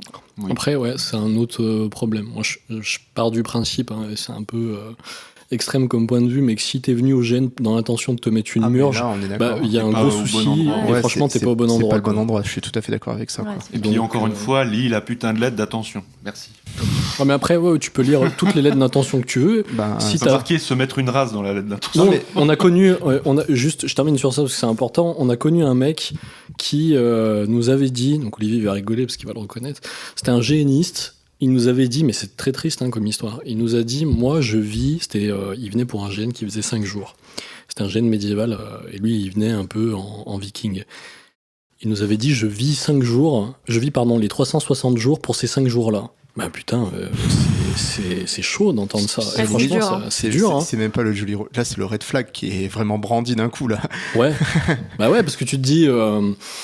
En fait, lui, il tolérait pas le HRP. Okay. Donc là, de votre podcast, il aurait giclé. De nom, déjà. Il mérite la mort. Donc lui, il aimait pas le HRP. Tu t'arrivais, tu parlais de ta journée de taf dans un moment qui était un peu au RP. Lui, il te disait, non, moi, par contre, ce genre de truc, j'ai pas envie de l'entendre. Ça me ramène à mon propre taf à moi, que j'aime pas. Okay. Donc, je veux pas l'entendre. Et donc c'était un peu le red flag ambulant, effectivement, mais surtout au-delà de ça, ça me fait de la peine parce que je me dis, il y a un problème. Et je sais que ces gens-là, ils sont pas aussi minoritaires que ce qu'on croit. Dans les génistes, dans la communauté géniste, il y en a énormément qui se retrouvent d'année en année. Là, c'est un univers pirate, ça aurait été un univers post-apo, cow-boy, tout ce que tu veux, ils seraient venus quand même parce que ça leur permet de fuir un petit peu une réalité. Et t'as ça dans la communauté geek sur pas mal d'aspects, c'est un peu l'évasion en fait de la réalité plutôt que le refuge temporaire dans lequel tu vas te sentir bien ou simplement. Et je sais qu'il y en a plein qui sont comme ça. Et l'alcool, ça peut être un moyen d'accentuer ça, encore pire en fait. Et généralement, t'as pas des comportements très subtils quand ça t'arrive. Et tu te sens pas forcément mieux parce que tu t'es mis une murge au GN et que en fait t'apprécies pas vraiment ta vie quoi. Voilà, c'était le moment un petit peu psychologie de comptoir du... Non, mais c'est clair que je pense que en fait, encore une fois, tout est dans la mesure quoi. Que tu veuilles boire un peu, etc. pour l'immersion, pour le truc, pourquoi pas. Mais il faut rester raisonnable, il faut savoir pourquoi tu le fais de cette façon-là. Et tu peux te prendre des cuites en jeu, mais hors jeu, c'est pas forcément effectivement ce que je recommande. Et faire ce que moi j'ai fait, c'est-à-dire de me forcer à boire pour jouer, pour faire le roleplay, ça c'est jamais il faut refaire ça. Ok. Parlez-nous de l'un de vos personnages pirates que vous adorez ou que vous avez adoré incarner ou d'une scène, d'une anecdote mémorable en pirate. Clémentine, je suis sûr que tu as une anecdote à nous raconter, toi. J'étais en train d'y réfléchir, j'en ai pas tout de suite. Tu me trahis de court, de ouf. Si, mais je pense que j'en ai Sinon, déjà je peux parlé. Passer à quelqu'un d'autre. J'en ai déjà parlé, mais je pense que je vais reparler de ces armes qu'il y avait au Buccaneers of the Damned et qui donnent le vrai, bip, etc. La première fois que j'en ai tiré, j'aurais été vraiment surprise de l'effet et de pas m'attendre. Et j'avoue que du coup, ça m'a tout de suite mis dans un truc de bataille. Et c'est vraiment un sentiment qui me reste en tête. Et moi, le souvenir que j'en ai, qui est évidemment, à mon avis, exagéré juste parce que j'ai ressenti à ce moment-là, mais il y avait plusieurs personnes qui ont tiré un peu de chaque côté et moi qui avais tiré en même temps. Et j'ai vraiment souvenir d'une espèce de scène un peu dans une espèce de jungle de fougères avec des comment dire, c'était des genres de vélociraptors, mais assez bien faits, tu vois. Ils avaient des trucs très cool, les orgas. Très très dangereux à l'âge d'or de la piraterie, forcément. Oui, c'était un Il y avait des vélociraptors. Hein. Ah, d'accord, mais c'était fantastique. Ouais, c'est le mot qui. Le mot utilisé. Franchement, je trouvais ça. Enfin voilà, c'est une scène très très très très cool que j'ai en jeu et qui m'a vraiment, comment dire. Tu sais, il y avait vraiment cette odeur de poudre qui me reste tout particulièrement, et les petits nuages de poudre et du sifflement dans mes oreilles, c'était un moment d'immersion extrêmement cool. Ok. Voilà. Alors, moi, Nora, par la fois où j'ai été désagréable avec toi, tu as d'autres souvenirs non, je vais vous parler de. Je vais un peu tricher. En fait, pour mes 18 ans, mes parents m'ont offert. Enfin, ma famille s'est cotisée pour m'offrir 3 jours de navigation sur le Belém, qui est le plus vieux voilier de France. Et du coup, les gens, ils étaient pas in-game, mais moi, dans ma tête, clairement, j'étais in-game. Alors forcément, j'avais pas le droit au costume, mais c'est pas grave. Je l'ai projeté, mon costume. Bref. Et je me suis retrouvée en pleine nuit à faire du coup les quarts avec le reste de l'équipage. Et on m'a confié la barre. On m'a confié la barre du Belém, et le capitaine en second m'a dit, bon bah tu vois l'aiguille là, alors faut qu'elle reste entre ce numéro-là et ce numéro-là. Ok, d'accord. Donc j'étais toute seule. De nuit, il faut savoir que sur un bateau de nuit, on ne met pas de lumière, parce que les seules lumières allumées, c'est celles à l'avant et à l'arrière du bateau, pour que les autres navires puissent estimer ton gabarit. Autrement, il n'y a aucune lumière d'allumée. Donc, faut que tes yeux s'habituent. Donc, de nuit, dans le noir, sous la pluie, à tenir la barre du Belém, pendant que les autres stagiaires étaient en train de manœuvrer les voiles. Je crois que c'est le souvenir le plus phénoménal que je puisse avoir dans cet univers-là. Et un jour, j'y retournerai, c'est sûr. Ah oui. Même si malheureusement, le Belém ayant été utilisé pour transporter la flamme olympique, les prix ont doublé. Merde. Voilà. Mais en fait, c'est un stage qui est accessible à n'importe qui tant que vous avez de l'argent. Voilà, vous pouvez vous inscrire, peu importe l'âge. Enfin, faut être majeur, mais après, vous pouvez vous inscrire tout le temps et vous allez participer à la vie de bord, faire l'écart avec les hommes d'équipage, apprendre à lever un bout, apprendre les différents noms du bateau, apprendre quelques nœuds. Enfin, franchement, c'est super intéressant. C'est génial. Où ? Eh ben, en fait, le Belém, c'est un navire qui, chaque année, le 2 décembre, si je dis pas de bêtises, au Salon Nautique de Paris, annonce le trajet qu'il va faire pendant l'année. Et du coup, tous les trajets sont mis en vente sur leur site. Et tu peux, du coup, choisir une navigation qui va durer entre 3 et 12 jours. Je crois le maximum, c'est 12 jours. Et du coup, tu vas participer à la vie à bord, tu as les repas inclus. Tu dors dans des bannettes. Donc en gros, les bannettes, c'est la version de luxe du hamac. Donc c'est quand même des lits en dur. C'est des lits bateaux, en fait, basiquement. C'est quand même assez petit, mais moi, j'y ai bien dormi. Après, c'est pas le cas de tout le monde. Voilà. C'est incroyable, ça. Je me renseignerai. Ouais, non, c'est assez dingue. C'est assez génial. Voilà. Et voilà, n'hésitez pas. Si jamais vous avez la chance d'avoir les moyens, c'est vraiment quelque chose. C'est un cadeau en or qu'ils t'ont fait. Ouais, je te dis, là, les prix, ils ont triplé depuis. Donc. Ah ouais ? T'as une fourchette ? Bah ouais, je crois qu'on est à 1 200 € pour 3 jours. Maintenant, là ? Ouais. 1 200 € pour 3 jours. Ouais. Moi, quand j'y suis allée, c'était 800. C'est pas un problème, je demandais une sponsor. Avec le code. Voilà. Ouais, moi, D'ailleurs, n'hésitez pas. Quand j'y étais, c'était 800 € les 3 jours. J'ai fait Concarneau-Saint-Brieuc. D'accord. Ah oui, et après, tu dois te démerder pour revenir, non ? Du coup, ouais, j'avais un grand-père en retraite très sympa qui m'a récupéré. Ah oui, donc il faut que tu aies une logistique. Ouais. Mais tu vois, mon objectif, c'est de faire la traversée de la mer du Nord. Donc de toute Norvège jusqu'en Écosse. Non, mais avec le Belém, justement. D'accord, merde, je suis con. Et là, pour le coup, il faut que tu te démerdes pour monter au port de départ et que tu te débrouilles pour revenir. Donc en fait, tu as le trajet à payer, mais tu as aussi... Ouais, faut être vraiment fan de bateau. Ouais. Faut vraiment être motivé, quoi. Voilà. Ah ouais, moi, je suis fan de bateau. Ça m'intéresse de fou, je vais regarder la sortie de l'émission. Trop bien. Okay. En conduisant sur la route, là, je regarderai avec mon téléphone. Ça me paraît tout à fait raisonnable.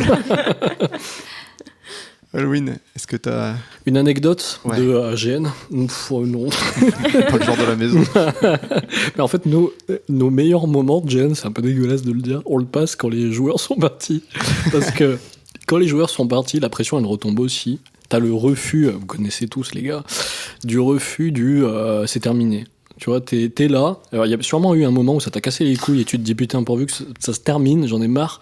Mais quand ça se termine vraiment, que les dernières voitures partent, t'as quand même un moment où tu te dis waouh, putain, c'est terminé, quoi. Il faut que je remette le couvert l'année prochaine. Tu vides, quoi. C'est vidé, quoi. Donc t'as le refus de ça. Et nous, c'est toujours le moment où on fait. Alors on a notre traditionnel. On a notre traditionnel resto à faire. Généralement, on va manger asiatique, on revient, buffet à volonté parce qu'on n'a rien graillé pendant 4 jours, tu vois. Et en plus, c'est pas vrai au niveau de la cuisine. On a vraiment des bonnes cuisines et franchement, c'est un des trucs qui fait notre point fort. On bouffe vraiment beaucoup. Mais bon, voilà, on se fait notre petit resto, on revient et en pleine nuit, à chaque fois, on a l'objectif de se mettre une dernière fois sur la gueule et d'utiliser tous les trucs qui n'ont pas été utilisés. Les pétards pour les canons qui n'ont pas été utilisés, on les utilise. Pour les pistolets, on les utilise. Toutes les armes, on les utilise. On se fait une dernière grande bataille entre orgas. Et cette année, on a fait un truc un peu comme tu le décris, Clémentine, c'est-à-dire qu'on avait fait une rangée de mousquets. Et en fait, il y avait 3-4 pirates qui venaient en hurlant comme des pirates, quoi. Et on a fait un tir groupé. Et putain, c'était impressionnant. On a fait un truc aussi super dangereux que du coup on ferait pas quand il y a les joueurs. On s'est mis à flanc d'une colline et on avait les tonneaux d'équipage. Et on a fait un truc un peu à la Donkey Kong, c'est-à-dire que les mecs en haut devaient faire dévaler les tonneaux d'explosifs, supposément, sur les pirates en contrebas pendant que les autres essayaient de monter. Donc le truc hyper dangereux que je referai jamais avec des joueurs. Et putain, je me suis éclaté. Je suis un peu un débile. Donc ça me fait vraiment rire ce genre de truc. C'est propre. Olivier, petite anecdote de Corsair. Alors, petite anecdote jouée de Corsair, justement le décès de mon capitaine Corsair. Allez. Comment dire à un moment donné, les joueurs découvrent que mon capitaine n'est pas un capitaine français, mais un capitaine espagnol. Et du coup, cherche par tous les moyens à me fumer. Donc il y a une petite bataille navale, c'est dans le scénar, c'est bien, c'est cool. Ils arrivent à me choper, et puis ils me ramènent sur Terre pour être jugé et exécuté. Donc j'ai un petit équipage qui s'est battu un peu avec moi sur le bateau, mais qui n'a pas été exécuté. Enfin, ils ne se sont pas fait fumer. Moi, je me suis battu jusqu'à la mort. Eux, ça va, ils sont sortis un peu. Ils se sont rendus, quoi. On arrive au procès. Donc, est reconnu coupable pour ses crimes. Le capitaine espagnol, le Perret, qui a fait vraiment de la merde. Il nous a trompés, il a cru il allait trouver le trésor, il allait nous rafler le trésor. On va le tuer, voilà. Puis là, sur ce, tu as un des membres de mon propre équipage qui dit « Oui, c'est vrai, c'est de la merde, c'est vraiment un connard !» Qui a rien compris, c'est un PNJ, je le rappelle. Rien compris au scénar. C'est lui qui a été briefé. Qui arrive, ouais, c'est vraiment un connard. Il a pris son pistolet, il m'a tiré dessus, mort, comme ça. C'était excessivement drôle ce moment-là. Les PNJ qui comprennent rien. Ça, c'est bon. Mais surtout les joueurs qui ont dû mettre de GN l'an dernier. Surtout les joueurs qui ont dû mettre du temps. Mais vous n'êtes pas français, vous êtes espagnol. Non ou non. Mais le plus drôle. Il était français, mais il était à la solde des Espagnols. Donc c'était moins. Il n'avait pas un accent quand il parlait. C'était trop drôle. Mais c'était excessivement drôle parce que ils devaient le découvrir au fur et à mesure, mais ils ont tellement pas habité quoi que ce soit qu'à la fin, je parlais avec un accent. Mais ils étaient là, mais pourquoi vous avez un accent espagnol alors que vous êtes français ? Pas d'effort là. Tu les as pas trouvées mes lettres là au gouverneur espagnol, merde. Est-ce que tu vois un sceau français sur cette lettre là que je te montre dans les yeux ? C'est cacheté quand même un peu différent quand même, je sais pas. Ouais, c'est les joueurs un petit peu. Ouais, c'est très drôle. Eh ben on arrive sur la dernière question, celle de la conclusion. Quels sont les conseils que vous donneriez à quelqu'un qui voudrait jouer pirate ? Que vous avez une dernière petite dernier petit tips avant de partir, avant de prendre le large. De faire un petit effort sur... ça dépend des GN sur lesquels tu vas en tant que pirate, mais de lire un petit peu de lore. Pas forcément tout, mais au moins se renseigner. Et si tu pars sur un GN qui est un peu historique, regarder 2-3 vidéos, peut-être pas forcément lire si c'est pas ta tasse de thé, mais au moins te renseigner sur le sujet, te renseigner sur l'époque, te renseigner sur des faits un peu intéressants, sur du vocabulaire aussi. Parce que mine de rien, c'est passe-partout, passer gréement dans une phrase, ou tribord, bâbord, ou quelque chose comme ça. Ça donne de l'immersion aux gens avec qui tu vas discuter. Et ça peut vraiment amener les gens à rentrer dans le jeu. Et toi aussi à rentrer dans le jeu et avoir vraiment l'impression que tu as du jeu, même si les orgas t'ont pas prévu quelque chose pour toi, tu te crées en fait du jeu par ton implication. Ok, En gros, voilà, je dirais ça. très bien. D'autres choses à rajouter? Bon, moi, Nora? je rejoins les propos d'Olivier. Je pense que de se renseigner un peu pour aller chercher un peu plus loin que les toutes premières images qu'on en a très clichés, je pense que ça suffit déjà à pouvoir vraiment se lancer d'une façon très cool, quoi. Et puis sur le costume, patiner un peu. La patine, c'est bien. Patine. Et si vous voulez un tricorne, faites-le vous-même. Ça ne coûte pas grand-chose. Oui. Et en général, ça a bien C'est plus mieux. de Ou gueule. au moins Ouais. customiser celui que vous achetez. Et un peu plus loin qu'un tricorne, on peut aussi faire d'autres chapeaux qui sont cool. Oui. Le Ouais, chapeau, carrément. c'est chouette, mais il y a Carrément. d'autres choses que les tricornes. Oui, un chapeau style Mm. mousquetaire, quoi, que tu peux complètement utiliser pour ça. Mais Chapeau de paille, hein. Ouais, un chapeau de paille, ouais, c'est faire du One Piece. Non, mais chapeau de paille, Non, mais oui, en premier plus, degré, oui. chapeau de paysan, quoi. Non, mais oui, en Ouais, plus, bien voilà. sûr, ouais. Bah, tu peux. Après, l'avantage du cuir, c'est comme je le disais en début d'émission, c'est que tu pouvais le bouillir pour le bouffer, tu pouvais littéralement manger ton chapeau. Ouais, mais c'est pour pas ça qu'on bouffait plutôt les bottes. Parce qu'en fait, les chapeaux, il n'y en avait pas beaucoup en cuir. Hein. Ouais, Oui. tout à fait, ouais. Ouais. Mm. Oui, tu mangeais plutôt les bottes, ouais, qui te Bah, servaient ouais, pas hein. tant que ça. Hein. C'était con d'ailleurs de porter des bottes à bord, quoi. Euh, Bah oui, c'est mieux de s'intéresser au lore, surtout que en fonction de. Bah après, si vous faites un gène dans un monde fantastique, si vous faites les Telmarins dans, dans Narnia, je sais plus, parce que j'ai regardé le film il y a pas longtemps, je me souvenais plus de leur intrigue à eux aussi. C'est vrai que c'est un peu con, mais ça dépend où tu te places en termes d'histoire. Si vous êtes en 1710, bon, tu sais que la guerre de succession d'Espagne, elle a encore lieu. Si t'es en 1715, tu sais que, bah, en fait, non, et les corsaires, ils sont à la retraite, donc techniquement, ils sont devenus pirates, ou alors ils se sont rangés. Si t'es en 1730, tu sais que c'est plutôt la fin de la piraterie. Les gars sont partis des Caraïbes, ils sont allés dans l'océan Indien, plutôt du côté de Madagascar. Donc, en tout cas pour les pirates français. Donc tu sais que en fait, voilà, en fonction de là où tu te places, c'est intéressant. Ça te permet de jouer à un autre jeu. Et je suis sûr que tu prendras plus du plaisir à te renseigner sur ces petits aspects plutôt qu'à venir faire le pirate yo-yo à une bouteille de rhum, et Jack Sparrow. Voilà. Voilà. Ouais, clairement. Oui, voilà. C'est très vrai. Parce que Jack Sparrow, il n'y a pas de problème quand il est joué par Johnny Depp. C'est très, enfin, quand il est C'est joué bizarre, par Johnny ouais. Depp avant son divorce, c'est très cool. Mais en fait, putain, tu vois 15 Jack Sparrow, le monde C'est t'en ça, a marre, c'est quoi. toujours le même perso, c'est épuisant. Donc Ou alors- soyez originaux. Ou alors tu t'impliques vraiment dans le personnage. Non, Ouais, c'est même. ça. Bon, je ça, refuse. Mais ça même risque de pas. frôler le cosplay, donc pas forcément Ouais, ce qu'on c'est ça. cherche. Ouais, je vais vous rejoindre là-dessus. C'est ayez au moins comment dire, cette technicité dans la marine, ces références au navire, votre argot, vos petits trucs en plus que vous pouvez développer à côté des pirates, parce que là on a beaucoup parlé du côté historique, mais bien sûr il y a le côté fantastique, vous pouvez vous l'interpréter, vous pouvez mélanger pirate, vaudou, ça marche super bien. Il y a plein de choses à faire et il y a plein de choses et de mélanges que je connais pas. Donc appropriez-vous le truc, mais c'est vrai que le langage technique marin, l'argot pirate et ces trucs-là, c'est assez important et ça marche bien. Et surtout, arrêtez avec les tricornes. Et ce sera le meilleur conseil et la meilleure fin que je peux donner avant de partir. Mais avant de partir, est-ce qu'on n'aurait pas des recommandations à fournir à nos auditeurs? Qui veut commencer? Olivier, est-ce que tu as une recommandation pour nos auditeurs? Alors oui, j'ai une recommandation, c'est l'atelier du Corbeau Gris. C'est un artisan qui fait beaucoup de cuir, Ok. et beaucoup de petits accessoires pour le GN, comme des bourses, des anneaux en portant sur les ceintures, ou des ceintures aussi, Ok. ou d'autres pièces d'armure. Puis c'est très qualitatif. Ben, très bien. Voilà, Super. c'est l'atelier du Corbeau Gris, souvent plus sur Instagram. Ok, De toute façon, On mettra on un mettra lien les dans la refs description. dans les descriptions de toute Ok. façon. Parfait. exactement. Quelqu'un d'autre? Bah, moi, je peux enchaîner. Je Vas-y, vais enchaîne. recommander l'association Les Escrimousses parce que je me suis rendu compte que je les ai jamais recommandés. Comment C'est ça? une association de GN qui font un GN où je vais bientôt d'ailleurs, qui s'appelle le Pardon des Anaons, mais pas que, ils font plein d'autres GN. Et moi, j'aime toujours beaucoup ce qu'ils font. Donc, vraiment, allez voir leur travail, c'est très très cool. Nora?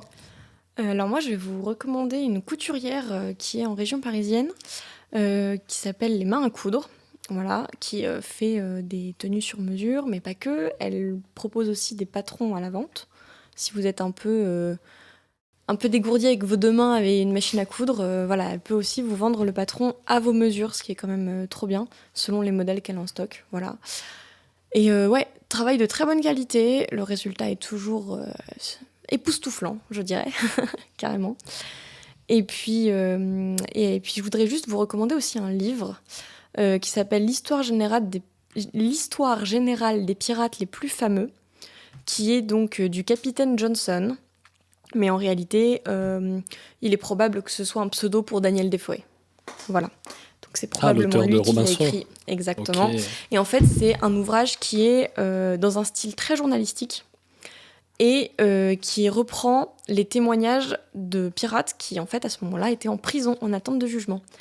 Et c'est super bien comme livre parce qu'il y a les listes entières des condamnés à mort. Donc si vous voulez des noms pour vos persos, c'est une super ressource. Très bien. Ah ouais, mais ça, c'est intéressant. Voilà. On aura la référence de tout ça là ? Oui, dans la description. On la fera cracher le morceau. Ok. Halloween ? Ça marche. Oui, en recommandation, j'ai les ateliers qui sont des costumiers, les ateliers du Chaboté.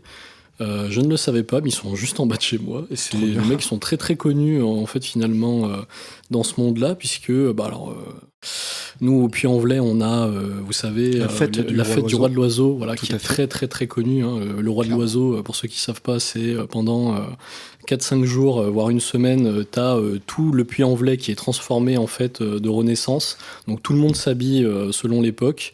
Et c'est un truc de fou en fait. Ouais, c'est magnifique. Pendant 4-5 jours, t'es vraiment très beau. T'es à la Renaissance, quoi. Ouais. Donc après, chacun fait selon ce qu'il peut. Ils viennent en Renaissance, ils viennent en médiéval, ils viennent en viking. Vraiment, c'est les trucs qu'on veut plus voir. Bref. Et c'est vraiment très très impressionnant. Et eux, ils font des costumes sur à peu près toutes les époques, et des costumes assez onéreux quand même, je dois le dire, mais par contre de qualité. Ouais, ça va être beau, quoi. Ouais. Que je mettrais pas forcément pour du GN si je dois me rouler dans la boue et faire de la bagarre, parce que nom de Dieu, ça m'emmerderait de le déchirer. Mais ouais, c'est magnifique. Donc les ateliers du Chaboté. Ok. Et ben moi je vais faire 2 recommandations. J'en avais parlé un petit peu dans l'édito, mais il y a une vidéo Nota Bene qui est sortie il y a quelques semaines sur les pirates français, sur 5 pirates français. Et en plus, moi, j'aime bien quand ça parle des Français parce qu'on fait quand même des choses meilleures que les Anglais. Il faut pas l'oublier. Pas mal, donc c'est français. Et tu l'as cité pendant l'épisode, et c'est vrai que c'est une très bonne référence, Hero.com. Et je trouve que si vous voulez manger de l'histoire, mais vraiment, il a vraiment de tout, et tout qui peut être ultra intéressant, donc n'hésitez pas. Et puis le mec, il est au théâtre, quoi. Quand il parle, c'est une aisance, un charisme. Ouais, c'est assez fou, quoi. Nota Bene, il a sa voix, son timbre de voix, mais lui, il a vraiment la gestuelle et l'argot, tu vois, qu'il y a derrière. Vraiment. Et ils sont vraiment, si vous voulez manger de l'histoire et des choses des fois et souvent très pointues, allez-y, hein, c'est de la bonne. C'est de la bonne. T'as aussi Nota Bene qui a sorti un recueil de vulgarisation sur le thème des pirates il n'y a pas longtemps.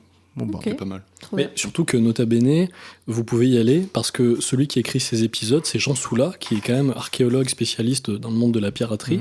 C'est lui qui écrit la plupart de ces épisodes sur les pirates. Donc tu peux y aller, quoi. C'est un historien qui les écrit en fait. Et puis en plus de ça, quand il fait des livres, je sais qu'il se fait entourer de... En fait, lui, il est juste, on va dire, une sorte de... quasiment de prête-nom, quoi. Ouais, il est plus en mode, je vais pas dire producteur, alors je n'y connais rien, je vais pas dire de conneries, mais il est plutôt entouré de spécialistes en fait, et c'est ça qui est très important. Ouais, de près de plume, voilà. Donc, c'est la fin de cet épisode, j'espère qu'il vous a plu. Je vais remercier mes invités, malgré leur goût particulier pour cet archétype nul, mais de nous avoir en tout cas beaucoup aidé dans cette explication de tout ça. Vous pouvez nous suivre sur nos réseaux sociaux, Facebook, Instagram, et nous écouter sur toute votre plateforme de streaming podcast préférée. Bon, merci beaucoup. Un petit dernier mot pour la fin ? Perroquet ? Nous Mademoiselle. Spardet. Au revoir. Salut, ciao. Ciao. Au revoir.